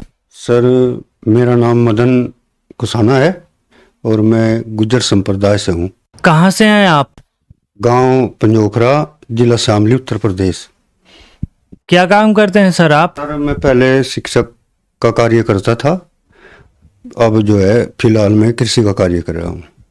संत रामपाल जी महाराज से आपने नाम दीक्षा कब लिया? सर 5 मई 2014 में मैंने नाम दीक्षा ली संत रामपाल जी महाराज से। संत रामपाल जी महाराज की शरण में आने से पहले आप कौन सी भक्ति साधना करते थे? सर संत रामपाल जी महाराज की शरण में आने से पहले मैं जो घर पे देवी देवताओं की, ब्रह्मा विष्णु महेश की, दुर्गा की आदि देवताओं की भक्ति होती थी, मैं भी वही करता था। तो जो भक्ति आपने ब्रह्मा विष्णु शिव जी की उससे आपको क्या क्या लाभ प्राप्त हुए? सर लाभ तो कोई खास नहीं हो पाए, बल्कि बदले में मेरे घुटनों में एक बीमारी और आ गई। वो बीमारी ये थी कि घुटने सूज कर बहुत मोटे मोटे हो गए और कट कट की आवाज़ होने लगी। इनको दिखलाया तो बताया गया कि ग्रीस खत्म होगी और इसमें जो है इसका इलाज कराना पड़ेगा। तो लाभ तो कोई विशेष नहीं हो पाया, बल्कि दुख ही मिले। जैसे कि ब्रह्मा विष्णु शिव जी की भक्ति करने से आपको कोई लाभ प्राप्त नहीं हुए, बल्कि आपको नुकसान और दुख आने लगे, तो संत रामपाल जी की शरण में आने से आपको क्या लाभ प्राप्त हुए? सर लाभ तो बहुत अधिक हुए, लेकिन उनमें से कुछ लाभ मैं आप लोगों को बताना चाहता हूँ। एक मेरा साला है जो जिला सहारनपुर में नकुड़ के पास नया गांव पड़ता है, नरेश है उसका नाम। उसको हेपेटाइटिस सी हो गई थी और मैंने एक पुस्तक, मेरा लड़का फैजाबाद पढ़ता था, उसके द्वारा मिली। कोई भक्त उसको दे गए, रेल में ट्रेन से वो आ रहा था, तो उसको मैंने पढ़ा। पढ़ने के बाद में उसमें जो अनुभव भक्तों के थे मैंने देखे, और इसके बाद फिर साधना चैनल पे मैंने सत्संग देखा, तो मैंने उसको बुलाया कि आजा, तेरी बीमारी एक जगह ठीक हो जाएगी और तू मेरे साथ चल। तो उसने कहा कहाँ? मैं कहा एक संत आए हुए हैं जो परमात्मा स्वरूप हैं और उनके पास चलते हैं। तो संत रामपाल जी महाराज के पास जाने के लिए मैंने उसे बुला लिया और फिर मैं उसको ले करके, किताब पर एक नक्शा था, उसके आधार पे बरवाला पहुंचा और वहाँ से मुझे संत रामपाल जी महाराज की गाड़ी मिली। उसमें बैठकर मैं आश्रम में गया और आश्रम में जाने के बाद सर देखा कि वास्तव में सतलोक नाम क्या, वो सतलोक ही है। ऐसे भक्तों का ऐसा व्यवहार देखकर मैं दंग रह गया। इतने अच्छे तरीके से बोल रहे थे भगत, और ऐसा लग रहा था जैसे वास्तव में सतलोक में आ गए हों। तो वहाँ भंडारा लिया। भंडारे के बाद उन्होंने हमें ज्ञान समझाया। कुछ तो हमने पहले ही समझ लिया था पुस्तकों से और सत्संग के माध्यम से, फिर उन्होंने भी बताया। तो संत रामपाल जी महाराज से नाम दीक्षा लेने के बाद जैसे ही आशीर्वाद के लिए गए हम, तो सर जैसे ही आशीर्वाद मिला तो हमें एक अपने शरीर में ऐसा अनुभव हुआ जैसे हम हल्के हो गए हैं कुछ। तो इसके बाद हम 4 बार गए और 4 बार जाने के बाद प्रत्येक बार संत रामपाल जी महाराज ने आशीर्वाद दिया और रिजल्ट ये हुआ, संत रामपाल जी महाराज के आशीर्वाद से जो बीमारी हेपेटाइटिस सी थी उसके अंदर, नाम दीक्षा लेने के बाद जब चेक कराया तो वो नील मिली। भगत जी ये लाभ हुआ और बहुत सारे लाभ हुए। एक बार मैं अपनी ससुराल अपनी पत्नी के साथ गया हुआ था, तो घर पे कोई नहीं था, पशु बंधे हुए थे, तो मैं वहाँ से चला। टाइम लगभग 2-2:30 बज गए थे। मैंने सोचा शाम से पहले घर जाना है और पशुओं को चारा भी डालना है, तो मैं बाइक से जा रहा था अपने घर। तो उसमें मैंने सोचा बहुत जल्दी से निकलना पड़ेगा तब जाया जाएगा। तो मैंने उसकी जितनी भी स्पीड गाड़ी में थी वो स्पीड मैंने फुल दे दी और गाड़ी 80 की स्पीड से भाग रही थी। अचानक जल्लाबाद फाटक से परली तरफ एक अवरुद्ध मार्ग था, थोड़ी पुलिया टूटी हुई थी, वहां अचानक एक वृद्ध आदमी मेरे सामने आया, जबकि बाइक बहुत नजदीक आ चुकी थी। उसमें जैसे ही मैंने ब्रेक लगाया तो बाइक फिसल गई और फिसलने के बाद घिसटते हुए हम नीचे जाकर गांव में पड़े। संत रामपाल जी महाराज की ऐसी कृपा हुई कि हम ठीक ठाक उठ करके अपने गांव में चले गए। चोट तो लगी लेकिन बहुत हल्की, नाम मात्र की। वहां पे जो लोग आए हुए थे उन्होंने बताया कि यहाँ कल ऐसा एक्सीडेंट हुआ कि 2 लड़कों की मौत हो गई थी, हमारी मृत्यु होनी थी। संत रामपाल जी महाराज ने ही हमको जीवन दान दिया, उससे ही हम बच पाए। और बहुत सारे और भी चमत्कार हैं। 2015 की बात है, जब संत रामपाल जी महाराज से नाम ले चुके थे तो एक रिश्ता लड़के का आया एक जगह से। मैं जो रिश्ता लेकर आए वे लोग संत रामपाल जी महाराज से नहीं जुड़े हुए थे, वे भक्त नहीं थे। तो उनके यहाँ से जो रिश्ता आया तो उसके बाद में एक तारीख निश्चित की गई कि भाई उस तारीख को ये जो चिट्ठी आएगी।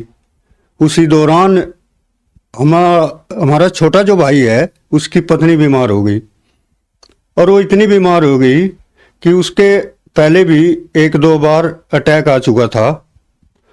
तो वो उसको वहाँ उसका इलाज भी चला हुआ था मेरठ में, तो उसको वहाँ लेकर गए और सर ऐसा हुआ कि उसको वहाँ ले जाने के बाद अचानक उसकी तबीयत इतनी खराब हुई कि उसकी मृत्यु हो गई।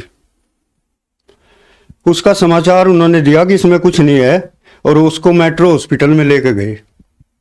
जैसे वे मेट्रो हॉस्पिटल में लेकर गए तो उन्होंने फ़ोन किया कि इस प्रकार से भाई ये तो ख़त्म होगी और बस अब तैयारी है, लेकिन हमें यहाँ फीस जमा कर दी। ये नु कह रहे हम कुछ थोड़ी ट्राई कर लें, लेकिन इसमें कुछ नहीं है। तो मैंने परमात्मा संत रामपाल जी महाराज के सामने अरदास लगाई कि परमात्मा ये अगर एक्सपायर हो गई तो ये रिश्ता अब इस डेट में नहीं हो पाएगा। तो जैसे ही अरदास लगाई तो वहां से फोन आया कि 1% इसमें जीवन नजर आ रहा है और आते आते 15-20 मिनट के अंदर उसमें इतना सुधार आया कि डॉक्टर लोग कहने लगे कि बड़ा आश्चर्य है। सर ऐसा हुआ कि आध घंटे के अंदर वो पूर्णतः ठीक हो गई और वो रिश्ता उसी समय निर्धारित समय पर हुआ। और एक चमत्कार सर अभी नया ही मैं आपको बताऊं, मेरा लड़का अंकित नाम है उसका, वो हिसार में ही सर्विस करता है, प्राइवेट जॉब है उसकी किसी कंपनी में। तो उसका भी ट्रांसफ़र आ गया था। तो ट्रांसफ़र आ गया उसको, अभी तो वहाँ पर सेलेक्ट हुआ था, इसके बाद ट्रांसफ़र के आदेश आए। तो सर उसने इतना दुख हुआ कि उसने खाना तक नहीं खाया। हमें उसको बहुत समझाया, भाई कोई बात नहीं, नौकरी करनी है तो जहाँ भी भेजेंगे चले जाओ। तो उसने परमात्मा से अरदास लगाई और अरदास लगाने के बाद सर आप यकीन नहीं करोगे, अगले ही दिन जिन्होंने आदेश इतनी सख्ताई से दिए थे फोन पर तुरंत आ जाओ, मैं मैनेजर ये कह रहे हैं कि भाई अभी हम तुमको नहीं बुला रहे, 6 महीने के लिए और रहो वहीं। और वो बड़ी खुशी से वहाँ रह रहे हैं। ये सब चमत्कार परमात्मा संत रामपाल जी महाराज के हैं। और बहुत सारे चमत्कार होते रहते हैं। जैसा कि संत रामपाल जी महाराज की शरण में आने के बाद आपके साथ बहुत सारे चमत्कार हुए और हम अन्य संत रामपाल जी महाराज के शिष्यों से मिलते हैं तो हमें पता चलता है कि उन्हें नशे जैसी बीमारी से छुटकारा मिला। तो आपसे हम जानना चाहेंगे कि आप संत रामपाल जी महाराज की शरण में आने से पहले क्या आप भी कोई नशा करते थे? जब मैं ब्रह्मा विष्णु महेश की साधना करता था तो मुझे भी नशे की लत लगी हुई थी। मैं बीड़ी सिगरेट पीता था। जैसे ही मैं परमात्मा संत रामपाल जी महाराज की शरण में आया तो वो लत भी समाप्त हो गई और मैंने उसके बाद कोई बीड़ी सिगरेट नहीं पी। जैसे कि आज की युवा पीढ़ी नशे की हालत में डूबती जा रही है, तो क्या संत रामपाल जी इस युवा पीढ़ी को नशे की आदत से छुटकारा दिला सकते हैं? सर बिल्कुल छुटकारा दिला सकते हैं। मैं अपना अनुभव बताता हूँ कि मैं उस दिन से कोई नशा नहीं करता और अपने आप ही नशा समाप्त हो गया। तो ऐसे ही और लोगों का भी नशा समाप्त हो जाएगा। लगभग 90 लाख आदमी परमात्मा संत रामपाल जी महाराज से जुड़े हुए हैं और उनमें से कोई भी व्यक्ति नशा नहीं करता, नशा मुक्त है। तो इसलिए मैं गारंटी के साथ इस बात को कह सकता हूं कि जो भी परमात्मा की शरण में आएगा संत रामपाल जी महाराज की, वो नशा मुक्त हो जाएगा, उसका नशा स्वतः ही छूट जाएगा। संत रामपाल जी महाराज के वचनों में इतनी शक्ति है कि नशा अपने आप ही सफा हो जाता है, नशा छूट जाएगा। आज के समय में बहुत सी सामाजिक कुरीतियां फैली हुई है। इन कुरीतियों को मिटाने में संत रामपाल जी क्या योगदान दे रहे हैं या दे सकते हैं? सर जितने भी भक्त हैं 90 लाख के करीब, वे उनकी जो शादी होती है न तो वे दहेज लेते और न दहेज देते और नशा बिल्कुल भी नशे के पास नहीं जाते। तो इसी तरह यदि ये समाज संत रामपाल जी महाराज की शरण में आए तो मैं भी इसी प्रकार दहेज की इस कुप्रथा से और जो अन्य बीमारियां जो चली हुई हैं नशे वगैरह, उनसे छुटकारा पा सकते हैं। संत रामपाल जी महाराज के जो शिष्य हैं वे रिश्वत भी नहीं लेते। तो इस तरह की बहुत सारी कुरीतियां से छुटकारा मिल रहा है और जो भी भक्त आना चाहें आएंगे संत रामपाल जी महाराज की शरण में, उनका भी इन सब से छुटकारा हो जाएगा। जो संत रामपाल जी की शरण में आना चाहते हैं, जैसा कि आज संत रामपाल जी जेल में हैं, तो अन्य समुदाय संत रामपाल जी की शरण में कैसे आ सकता है? सर संत रामपाल जी महाराज ने विदेशों में और पूरे भारत के अंदर अनेकों स्थान पर प्रत्येक जिले के अंदर नामदान केंद्र खोल दिए हैं और एक साधना चैनल पर परमात्मा रामपाल जी महाराज का सत्संग आता है। उसमें नीचे एक पीली पट्टी चलती है, उस पर नंबर दिए हुए हैं। उन नंबरों से संपर्क करके और अपने नजदीक के नामदान केंद्र पर नाम दीक्षा प्राप्त कर सकते हैं। धन्यवाद सर। सत साहिब।